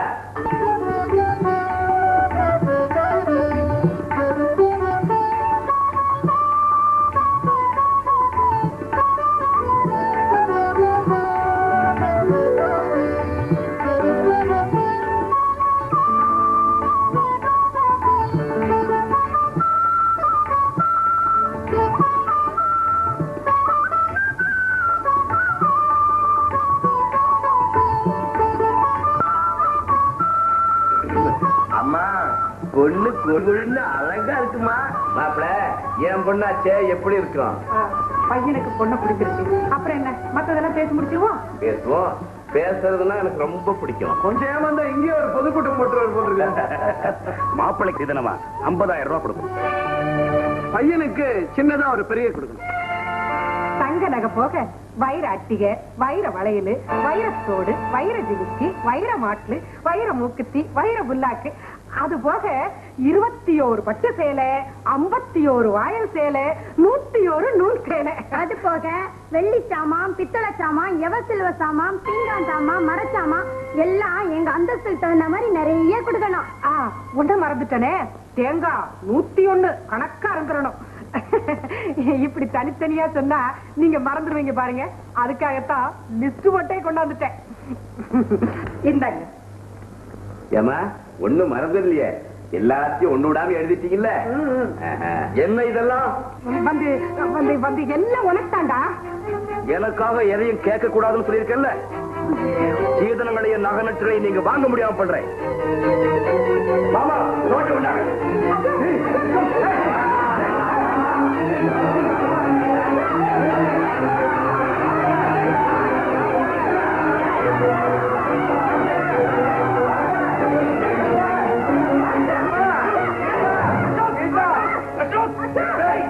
உண்மையை சொல்லுங்கடா, அவருக்கு என்ன பைத்தியமா? அதெல்லாம் ஒண்ணு இல்ல, எப்பாவது அப்படி லேசா வந்து அப்படி போய் இப்ப நல்லா ஆயிட்டாங்க. ஆமா நல்லா ஆயிட்டா, அதனாலதான் அப்படி பண்ணிட்டான். உங்க மேல மட்டும் தப்பு இல்லையா? நீங்க உங்க பொண்ண உங்கள மாதிரி தடியா பருமனா வளர்த்துருந்தா இவ்வளவு சுலபமா தூக்கிருப்பானே. பைத்தியத்தை பொண்ணு பாக்கிறதுக்கு கூட்டிட்டு வந்ததும் இல்லாம பொல்லியா இருக்கான்னு வருஷம் வரையா படுற உன்னை அப்புறம் கவனிச்சுக்கிறேன். அம்மா கீதா, பாத்து எவ்வளவு பாத்து கஷ்டப்படாத.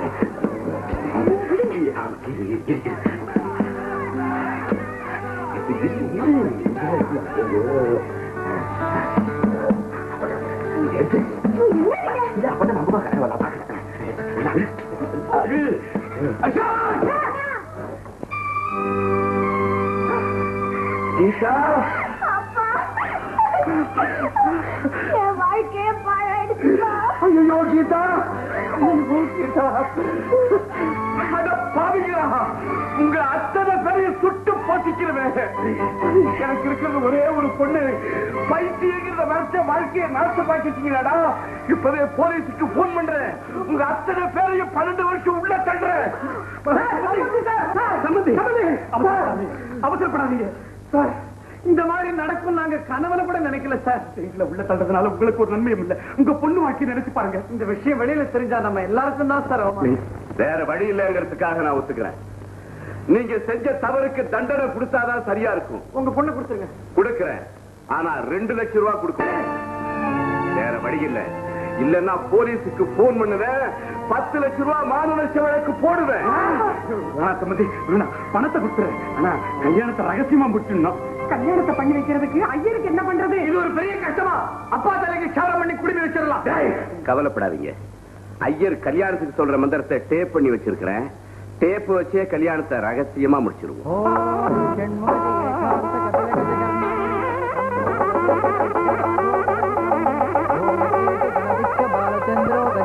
ஒரே மக கல்யாணத்தை சிறப்பா செய்யலாம்னு இருந்தேன். இப்படி திருட்டுத்தனமா செய்ய முடியாயிருச்சு. மாப்பிள்ள தாலியை கட்டுங்க. இந்த கல்யாணத்துல மந்திரம் சொல்ற ஐயரே டேப் ரெக்கார்டர் தானே. அந்த டேப் ரெக்கார்டர்லயே தாலியை வைக்கிறேன். அதுல இருந்து எடுத்துக்க. ஐயரே தாலி எடுத்து கொண்டு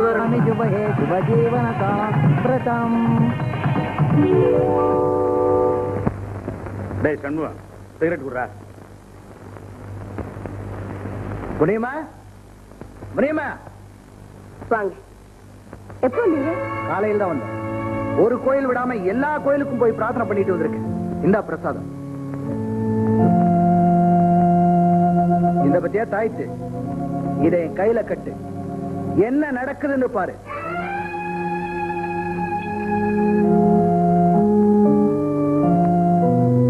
என்ன முடியுமா?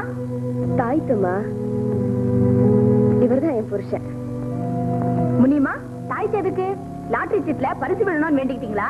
அட இல்லம்மா, நிஜமாவே எங்களுக்கு லாட்டரியில ₹1,00,000 பரிசு விழுந்தது. இவர் அந்த சீட்டை ஒரு மலை முழுங்கி மகாதேவன் கிட்ட கொடுத்து ஏமாந்துட்டாரு. அடப்பாவுமே, அது இப்படி ஏமாத்துனாங்க? அவங்க பொழப்பே அதாம்மா. நாங்க விசுவாசமா பெரிய மனுஷங்களா நினைச்சவங்களே எங்களை ஏமாத்திட்டாங்க. ஏன் முனியுமா, ₹1,00,000 ஏமாந்துட்டு சும்மாவா விட்டீங்க? எங்களை ஏமாத்தினவங்க பெரிய அசகாய சூரனுங்க. அவங்க தான் ஏமாத்துறாங்க நிரூபிக்க சாட்சியம் இல்ல. அவங்கள நல்லவங்கன்னு நம்பினேன். அப்புறம் தானே தெரிஞ்சது அவங்க பெரிய அயோக்கியங்கன்னு. ஏழைங்க ஏமாந்தா ஆண்டவங்க கிட்ட தானே முறையிட முடியும். அதனாலதான் பகவதி அம்மன் கோயிலுக்கு போய் எலுமிச்சம்பழம் வெட்டி போட்டேன்.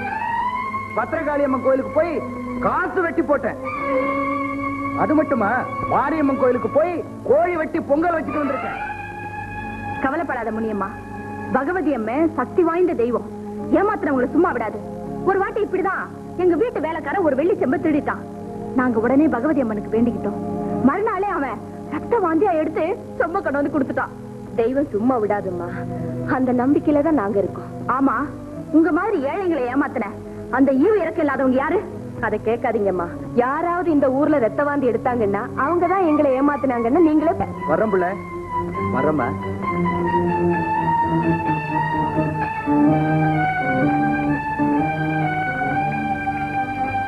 அத்தா, அத்தா, இது கேளுங்களேன், கேளுங்க கொஞ்சம். என்ன நம்ம போட்ட திட்டப்படியே முனியமாவும் உங்க புருஷனும் சாமி தம்புரான் அளந்து விட்டாங்க.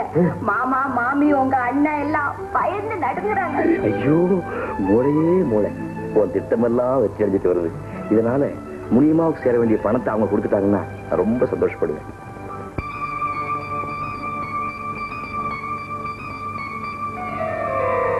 அதனாலதான் பகவதி அம்மன் கோயிலுக்கு போய் எலுமிச்சம்பழம் வெட்டி போட்டேன். பத்திரகாளி அம்மன் கோயிலுக்கு போய் காசு வெட்டி போட்டேன். அது மட்டுமா, மாரியம்மன் கோயிலுக்கு போய் கோழி வெட்டி பொங்கல் வச்சுட்டு வந்திருக்கேன்.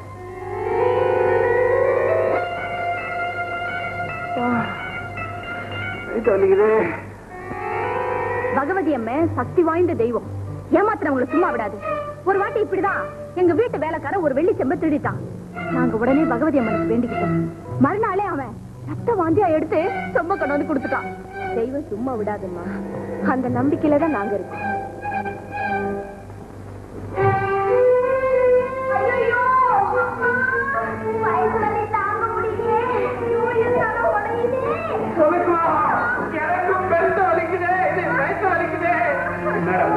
ஆச்சரியமா இருக்கு. ராத்திரி எல்லாம் எனக்கு கூட தூக்கம் வரல. கண்ணை மூணு ரத்த வாங்கி எடுக்கிற மாதிரியே கனவு வருது. என்னங்க இது? ஒரே ராத்திரில எல்லாருக்குமா இப்படி வரும்? அம்மா, இதுல ஏதோ சாமி குறை இருக்கு. யாராச்சும் ஏவல் வச்சிருப்பாங்க. முனியம்மா நேத்து காசு வெட்டி போட்டேன்னு சொன்னாங்க. ஒருவேளை அதுவாதான் இருக்குமோ? ஏன் எல்லாரும் போய் அவசரப்படுறீங்க? அது வந்து ஒண்ணு இல்ல, இந்த தலைவலியும் வயிற்று வலியும் எவ்வளவுதான். மாத்திரை சாப்பிட்டா சரியா போயிடும். எது சாப்பிட்டாலும் சரி ஆகாது. இதெல்லாம் முனியமாவை ஏமாத்துனால வந்த வேலை. உடனே அவளை கூப்பிட்டு அவளுக்கு சேர வேண்டிய பணத்தை கொடுத்து அனுப்புங்க. முனியமா, முனியமா, இப்ப கூப்பிடுறேன், நீ ரூமுக்கு போட. அப்பா, ஏழைகள் வயிறு எரிஞ்சு கொடுக்குற சாபம் நிச்சயம் பலிச்சிடும். முதல்ல அவ பணத்தை கொடுத்துருங்க. இப்ப கொடுக்க போறீங்களா இல்லையா? உன்னோட பெரிய இழவா போச்சு. உன் பைத்தியம் தீர்றதுக்காக நாங்க இன்னும் என்னவெல்லாம் தியாகம் பண்ணணுமோ. யாருக்கு பைத்தியம்? உனக்கு பைத்தியம், அப்பாவுக்கு பைத்தியம், இந்த வீட்டுல இருக்கிற எல்லாரும் பைத்தியம். முடிவாக சேர வேண்டிய பணத்தை கொடுத்துருங்க. இல்ல உங்க குழந்தை உரிமையில. அப்பா, இவன் ஆரம்பத்தை பைத்தியக்கார ஆஸ்பத்திரிக்கு அனுப்பியிருக்கணும். கௌரவத்துக்கு அவள் வீட்டை மறைச்சிருக்கு பெரிய வந்தா போச்சு. ஆமாண்டா சண்முகம், இவனுக்கு பைத்தியம் வெளியே தெரிஞ்சா ஒண்ணு கெட்டு போகாது. கொஞ்ச நாளைக்கு வெளியே தலை கட்ட முடியாது. அவ்வளவுதானே? ரூம்குள்ள போட்டு கூட்டிட்டு பைத்தியக்கார ஆஸ்பத்திரிக்கு போன் பண்ணி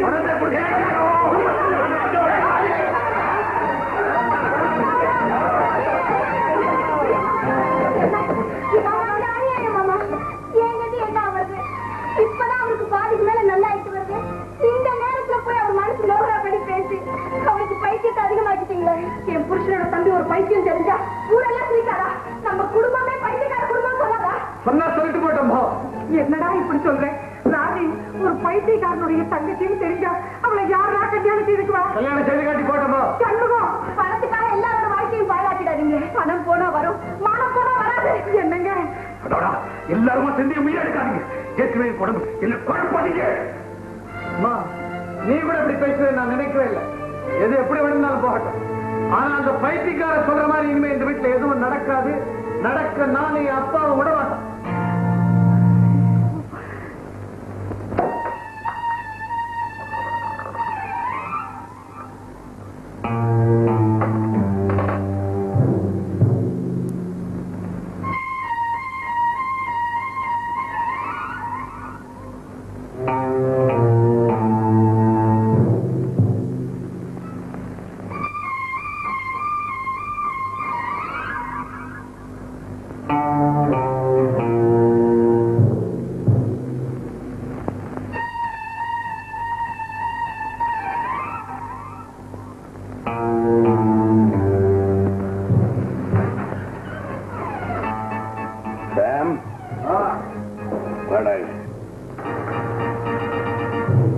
இனிமே இந்த அசோக்கோட டார்ச்சர் என்னால தாங்க முடியாது. இதை சொல்றதுக்கு என்ன கூப்பிட்டீங்க?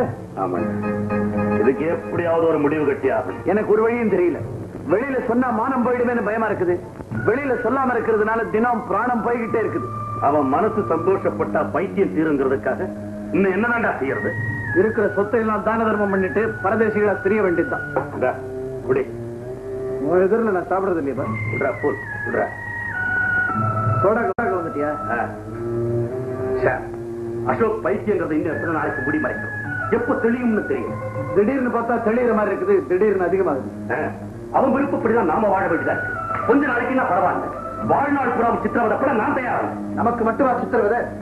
என்னைக்காவது ஒரு நாள் இந்த விஷயம் வெளியில தெரியத்தான் போகுது. அப்போ அது அவனை மட்டுமா பாதிக்கும்? பரம்பரைக்கு நம்ம குடும்பத்தையே பாதிக்கும். இதுக்கு என்னடா வழி? எனக்கு ஒரு வழி தோணுது, ஆனா அது கொஞ்சம் கொடூரமான முடிவு. முடிவு எப்படி இருந்தாலும் பரவாயில்ல, இந்த நிலைமை மாறணும். அதுக்கு ஒரே ஒரு வழிதான் இருக்குது. அசோக்க காதம் வச்ச மாதிரி தீர்த்தணும். பண்ண சொல்றேன். அவனுக்கு நமக்கு அமைதி கிடைக்கிறதை தவிர வேற வழி கிடையாது. ரேஸ் குதிரைக்கு கூட கால் உடைஞ்சு போனா அது காலாகாலத்துக்கும் வலியினால் அவஸ்தப்படுறத பார்க்க சகிக்காம அதை உடனே சுட்டு கொண்டுடுவாங்க. அசோக் பைத்தியம் தீர்றதுக்காக நாம எல்லா அவமானத்தையும் சகிச்சுக்கிட்டு அவன் விருப்பப்படி எல்லாம் ஆட்டம் போட்டான். ஆனா அவன் பைத்தியம் தீர்ற மாதிரி தெரியல. இது நாளுக்கு நாள் முத்தலாம். அவனை வீட்டுல வச்சுக்க முடியாத நிலைமை கூட உருவாகலாம். அப்புறம் அவன் சட்டையை கீழ்ச்சிக்கிட்டு கல்லடிப்பட்டுக்கிட்டு தெரு அலைவானே, அனாதைய சாவானே, அதையெல்லாம் பார்க்கிற செல்வம் உங்களுக்கு இருக்குதா? இல்ல. அந்த நிலைமை வந்தா நாம வெளியில தலை காட்ட முடியுமா? முடியாது.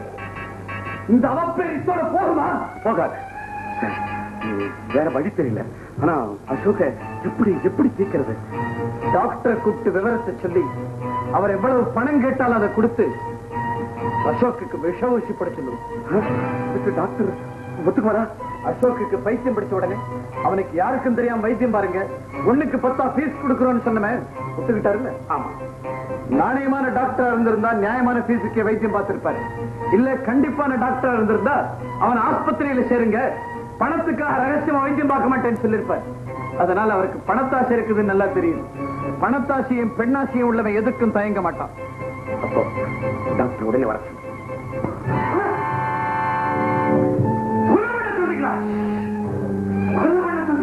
ஆமா, நல்லா யோசனை பண்ணிட்டு தான் சொல்றோம். நாங்க சொன்ன காரணம் எல்லாம் சரியா தவறா நீங்களே சொல்லுங்க. காரணம் சரிதான். ஆமா, காரணம் சரின்னா காரியத்தை முடிச்சிட வேண்டியதானே. டாக்டர், அசோக் எனக்கு தம்பி. அப்பாவுக்கு என்ன போல அவன ஒரு பிள்ளை. அசிங்கப்பட்டு அகௌரவப்பட்டு மானங்கிட்டு அவன் வாழறத விட சாகிறதே மேல் அவன் மேல இருக்கிற பாசத்தினாலதான் நாங்க முடிவு பண்ணிட்டோம். டாக்டர், நீங்க மட்டும் இந்த உதவியை செஞ்சா எங்க பரம்பரையை காப்பாற்றின மாதிரி. இதனால அசோக்கு நிம்மதி, எங்களுக்கு நிம்மதி. அந்த சின்ன பொண்ணு அசோக் கொண்டாட்டி அது கதி என்ன ஆகிறது? டாக்டர், அசோக் பைத்தியக்காரங்கிற விஷயம் இப்ப யாருக்கும் தெரியாது. எல்லாரும் அவனை நல்லவன் நினைச்சுக்கிட்டு இருக்காங்க. ஒரு பைத்தியக்காரனுக்கு பொண்டாட்டியா இருக்கிறத விட ஒரு நல்லவனுக்கு விதவையா இருக்கிறது எவ்வளவோ மேல்.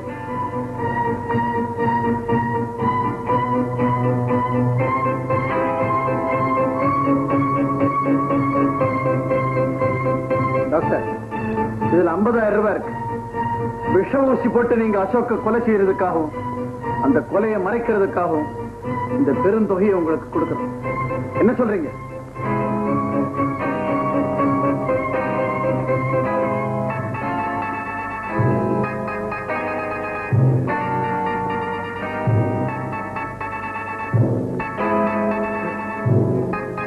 உங்க நன்மைக்காக, ஒரு நல்ல காரணத்துக்காக இந்த திட்டத்துக்கு நான் ஒத்துக்கிறேன். ஆனா நீங்க எனக்கு ஒரு லெட்டர் கொடுக்கணும். என்ன, அசோக்குக்கு விஷ ஊசி போட்டு கொன்னுடுங்க அப்படின்னு எழுதி கையெழுத்து போட்டு கொடுக்கணும். டாக்டர் விளையாடுறீங்களா? மிஸ்டர் நாகலிங்கம், காரியம் முடிஞ்ச உடனே நீங்க மனம் மாறி, டாக்டர் என் மகனுக்கு ஊசி போட்டு கொன்னுட்டீங்களேன்னு அழ ஆரம்பிச்சுட்டா என் கதி என்ன ஆகுறது? நீங்க தப்பிச்சுப்பீங்க, நான் மாட்டிக்குவனே. நீங்க சொல்லித்தான் இந்த காரியத்தை நான் செஞ்சேன்னு சொன்னா யார் நம்ப போறா? அதோட லெட்டர் எழுதி கொடுக்கறதுனால ஒண்ணும் தப்பு இல்லை. அந்த லெட்டர் நான் வெளியே காமிச்சா உங்களோட சேர்ந்து நானும் தானே மாட்டிக்குவேன். சரி டாக்டர், இன்னொரு விஷயம், உடனே விஷ ஊசி போட்டு அசோக் செத்தா சந்தேகம் வந்துடும். அதனால இன்னைக்கு நாளைக்கும் மயக்க ஊசி போட்டு அவரை படுக்க வச்சிடுறேன். அவரால பேச முடியாது, டெம்பரேச்சர் குறையும். ஜன்னி விஷ ஜுரம் கண்டிருக்கு, பிழைக்கிறது கஷ்டம் அப்படின்னு ஊர்ல நியூஸ் பரப்பி விடுங்க. சரி, வந்த வெள்ளிக்கிழமை காலையில 6 மணிக்கு விஷ ஊசியை போட்டுறேன். 9 மணிக்கெல்லாம் ஆயிடும். அவ்வளவு நேரமாகும். அது சோப்பாட்டும். உயிர் போன உடனே அதிக நேரம் போட்டு வச்சுட்டு அழாதீங்க. கண்டுபிடிச்சு வாங்க. உடனே எடுத்துட்டு போய் அடக்கம் பண்ணிடுங்க. கொஞ்சம் முன்னாலே அடக்கம் பண்ணிடுங்க.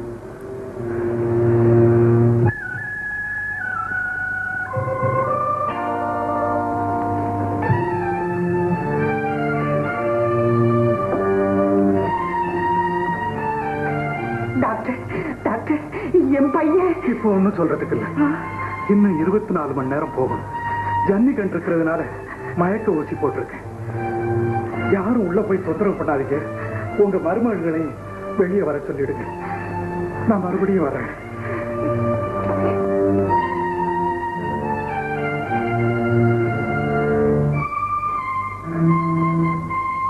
திட்டப்படி எல்லாம் ஒழுங்கா நடந்துகிட்டு இருக்கு. காலையில 6 மணிக்கு வந்து விஷ ஊசி போட்டுறேன்.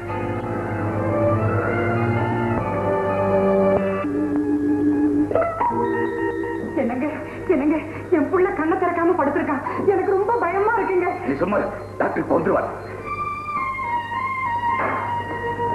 டாக்டர்,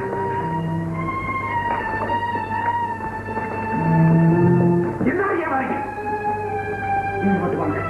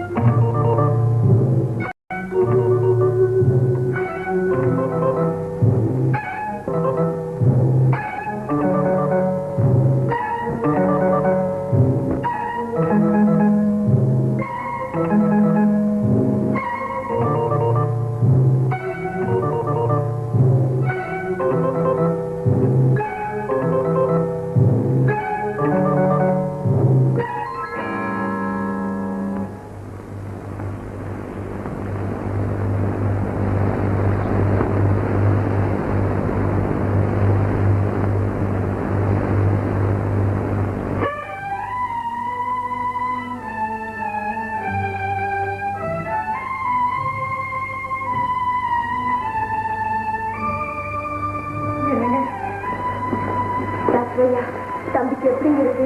வேலை பார்த்துட்டு போடி. எல்லாம் நீ சாமி தம்பரான் பண்ணிட்டு வேணாம். நான் வேண்டிக்கிட்டது வாஸ்தவம் தான். ஆனா என்ன மோசம் செஞ்சவங்களை தெய்வம் தண்டிச்சிருந்தா நான் சந்தோஷப்பட்டிருக்கேன்.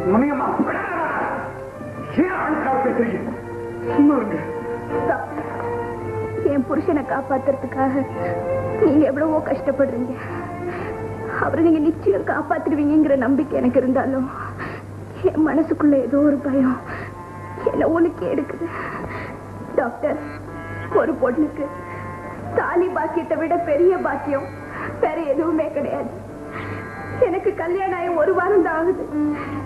இந்த நிலையில அவருக்கு ஏதாவது ஆயிட்டா நான் விதவை ஆயிடுவேன். டாக்டர், நான் விதவை ஆகக்கூடாது. உங்களை தான் நான் மலை போல நம்பி இருக்கேன். தீர்க்க சுமங்கலியா இருந்தேன். என்ன ஆசீர்வாதம் பண்ணுங்க டாக்டர், என்ன ஆசீர்வாதம் பண்ணுங்க.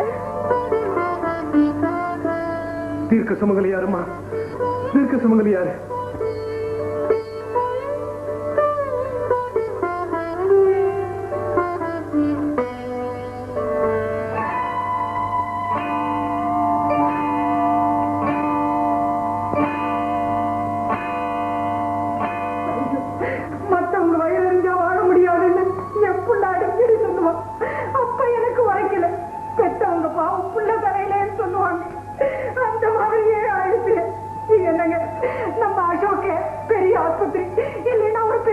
கிட்ட கொண்டு போய் வச்சு பார்க்கலாங்க. அம்மா அப்ப நான் சின்ன டாக்டரா? அசோக் இப்ப இருக்கிற நிலைமையில காரணம் வச்சு கொண்டு போறது ஆபத்து. ஆளுக்காக ஏதாவது பேசாதீங்க.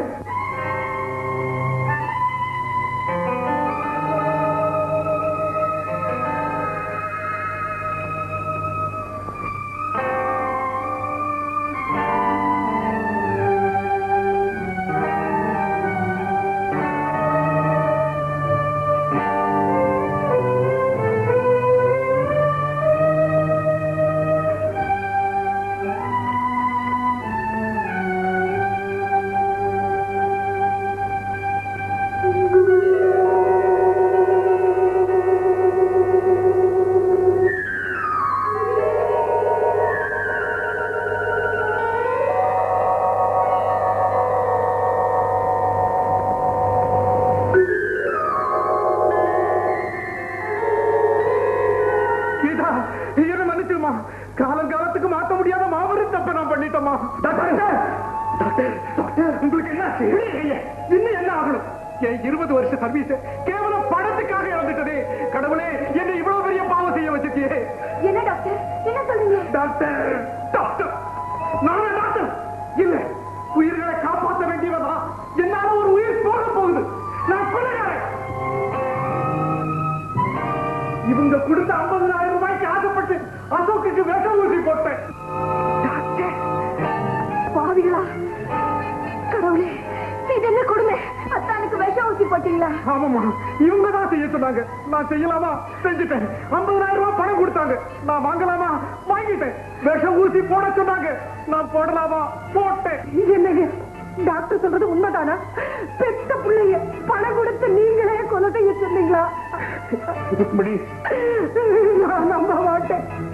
என்னால நம்பவே முடியல. சத்தியமா இதோ லெட்டர் எழுதி கொடுத்துருக்காங்க பாருங்க. டாக்டர், உங்களை நான் தெய்வமா நினைச்சிருந்தேன் டாக்டர். இவங்க எல்லாம் மனுஷங்க இல்லைங்கிற விஷயம் தான் எப்போ தெரிஞ்சதாச்சு.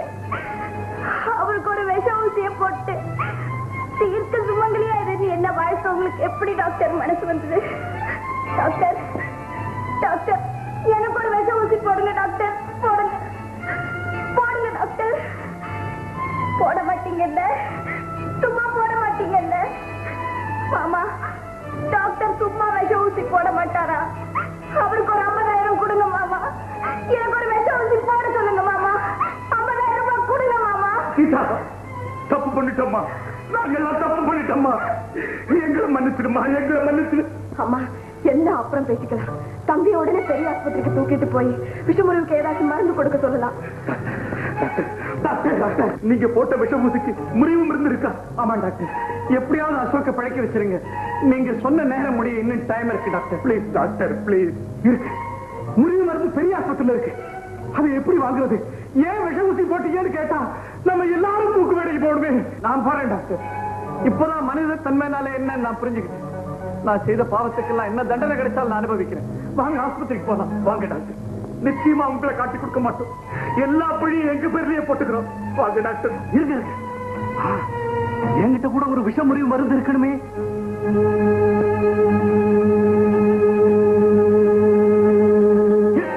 மருந்து இருக்கு. இந்த ஊசியை போட்டா அசோக் நிச்சயப்படுத்திக்கலாம். அசோக், அந்த மருந்து கொடு. விஷம் தலைக்கு ஏறதுக்குள்ள அந்த மருந்து போட்டாகணும். வேண்டாம் டாக்டர், நான் உயிர் வாழ விரும்பல. ஏன்பா, அசோக் செத்து போயிட்டான்னா இங்க நம்ம மேல பழி வந்துடுமோன்னு பயமா இருக்கா? பயப்பட வேண்டாம். மயக்கம் தெரிஞ்சு எழுந்ததும் நீங்க பேசுனதெல்லாம் கேட்டேன். முதல்ல என்னாலேயே நம்ப முடியல.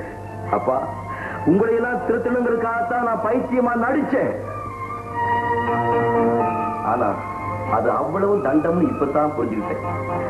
உங்களுக்கு மகன்னு சொல்லிக்கிட்டு வாழறதை விட சந்தோஷமா சாகிறதே மேல்.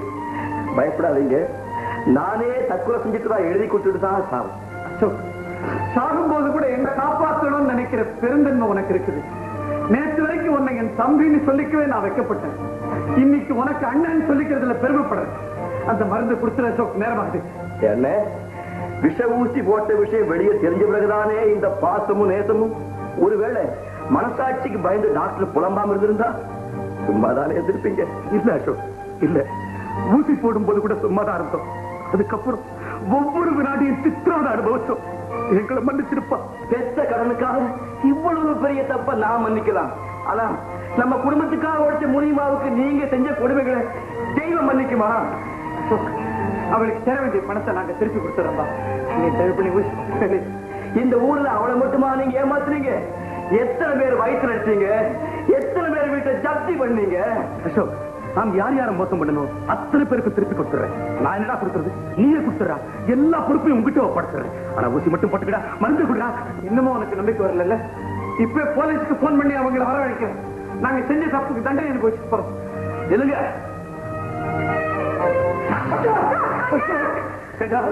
இவ்வளவு சொல்லி நீ நம்பலையா? ஜெனரல் ஹாஸ்பிட்டலுக்கு போய் மருந்து வாங்கிட்டு வரது கூட நேரம் இல்லையடா. என்ன அசோக், நான் கஷ்டப்பட்டு சிரமப்பட்டு வாங்கி வச்சிருந்த குளுக்கோஸ் பாட்டில உடச்சுட்டேன். ஆமா, இப்ப நான் உடைச்சது வெறும் குளுக்கோஸ் பாட்டில் தான். ஆமா, நான் இவனுக்கு போட்டது விட்டமின் பி இன்ஜெக்ஷன், விஷ ஊசி இல்லை. உண்மையிலேயே உங்களை எல்லாம் திருத்தலங்களுக்காகத்தான் இப்படி ஒரு நாடகம் ஆடி உங்களுக்கு எல்லாம் தொல்லை கொடுத்தேன். அதுக்காக என்ன மன்னிச்சிடுங்க. என் குடும்பமும் நல்ல குடும்பம்னு இந்த நாட்டை எல்லாரும் சொல்லணுங்கிறதா என்னுடைய ஆசை. ஆசைக்கு நாங்க யாரும் குறுக்கரிக்க மாட்டோம். முடிஞ்ச வரைக்கும் உதவி செய்யும். நாளைக்கு நான் அடகு பிடிச்ச நகை பாத்திரம் எல்லாத்தையும் திருப்பி கொடுத்தேன். அம்மா, அண்ணா இனிமே நான் சேர மாட்டேன். இனிமே நான் சிகரெட் பிடிக்க மாட்டேன், குடிக்க மாட்டேன், மத்தவங்களை திட்ட மாட்டேன், சுமரா நடந்துக்க மாட்டேன். விட வேண்டிய பழக்கங்கள் என்கிட்ட நிறைய இருக்குப்பா. மொத்தத்துல இனிமே நான் நல்லவனா இருப்பேன். மறுபடியும் மாற மாட்டீங்களே? தலைகீழ நின்னாலும் மாற மாட்டேன். ஆமா, இந்த நாடகத்துக்கு உனக்கும் பங்கு உண்டா? ஆமாங்க, ஆனா நான் சைடு ஹீரோயின் தான், அவதான் ஹீரோயின். ஆமா, ஹீரோயின் ஹீரோ பக்கத்துல வந்து நில்லுமா. இப்படி ஒரு நல்ல காட்சியை பார்க்க தவங்க இருக்கும். எப்போ இந்த சந்தோஷம் உங்க எல்லாருக்கும் நினைக்கும். நான் சாமியை வேண்டவும் இல்லை, காசு வெட்டி போடவும் இல்லை, எல்லாம் தம்பி சொன்னபடி செஞ்சேன். முனிமா கொஞ்சம் பணத்தை வாங்கிட்டு போ. யார் சொன்னாலும் இந்த வீட்டை விட்டு நான் போக மாட்டேன் தம்பி. இனிமே இது என் சொந்த வீடு மாதிரி. தாராளமா இடியாரு லாட்டரி சீட்டு பணத்தை வாங்கிக்க சொன்னேன். அப்போ நான் வந்த வேலை நல்லபடியா முடிஞ்சது. நான் வரட்டுமா? டாக்டர், நீங்க செய்த உதவியை நான் மறக்கவே மாட்டேன். டாக்டர், ஒரே ஒரு ரிக்வெஸ்ட், அந்த 50,000 ரூபாய் திருப்பி கொடுத்துறீங்களா? அப்பவே அசோக் கிட்ட கொடுத்துட்டேன். நல்ல எண்ணங்கள் எப்பவுமே வெற்றி அடையும். வீடு திருந்தினா நாடு திருந்தும். Good night. நான் அடிக்கடி வர்றேன். ஃப்ரெண்ட்லியா வர்றேன். வரட்டுமா? டாக்டர், அது மாடிப்படி. வாசப்படி அந்த பக்கம். ஆமாமா, இந்த பக்கம்.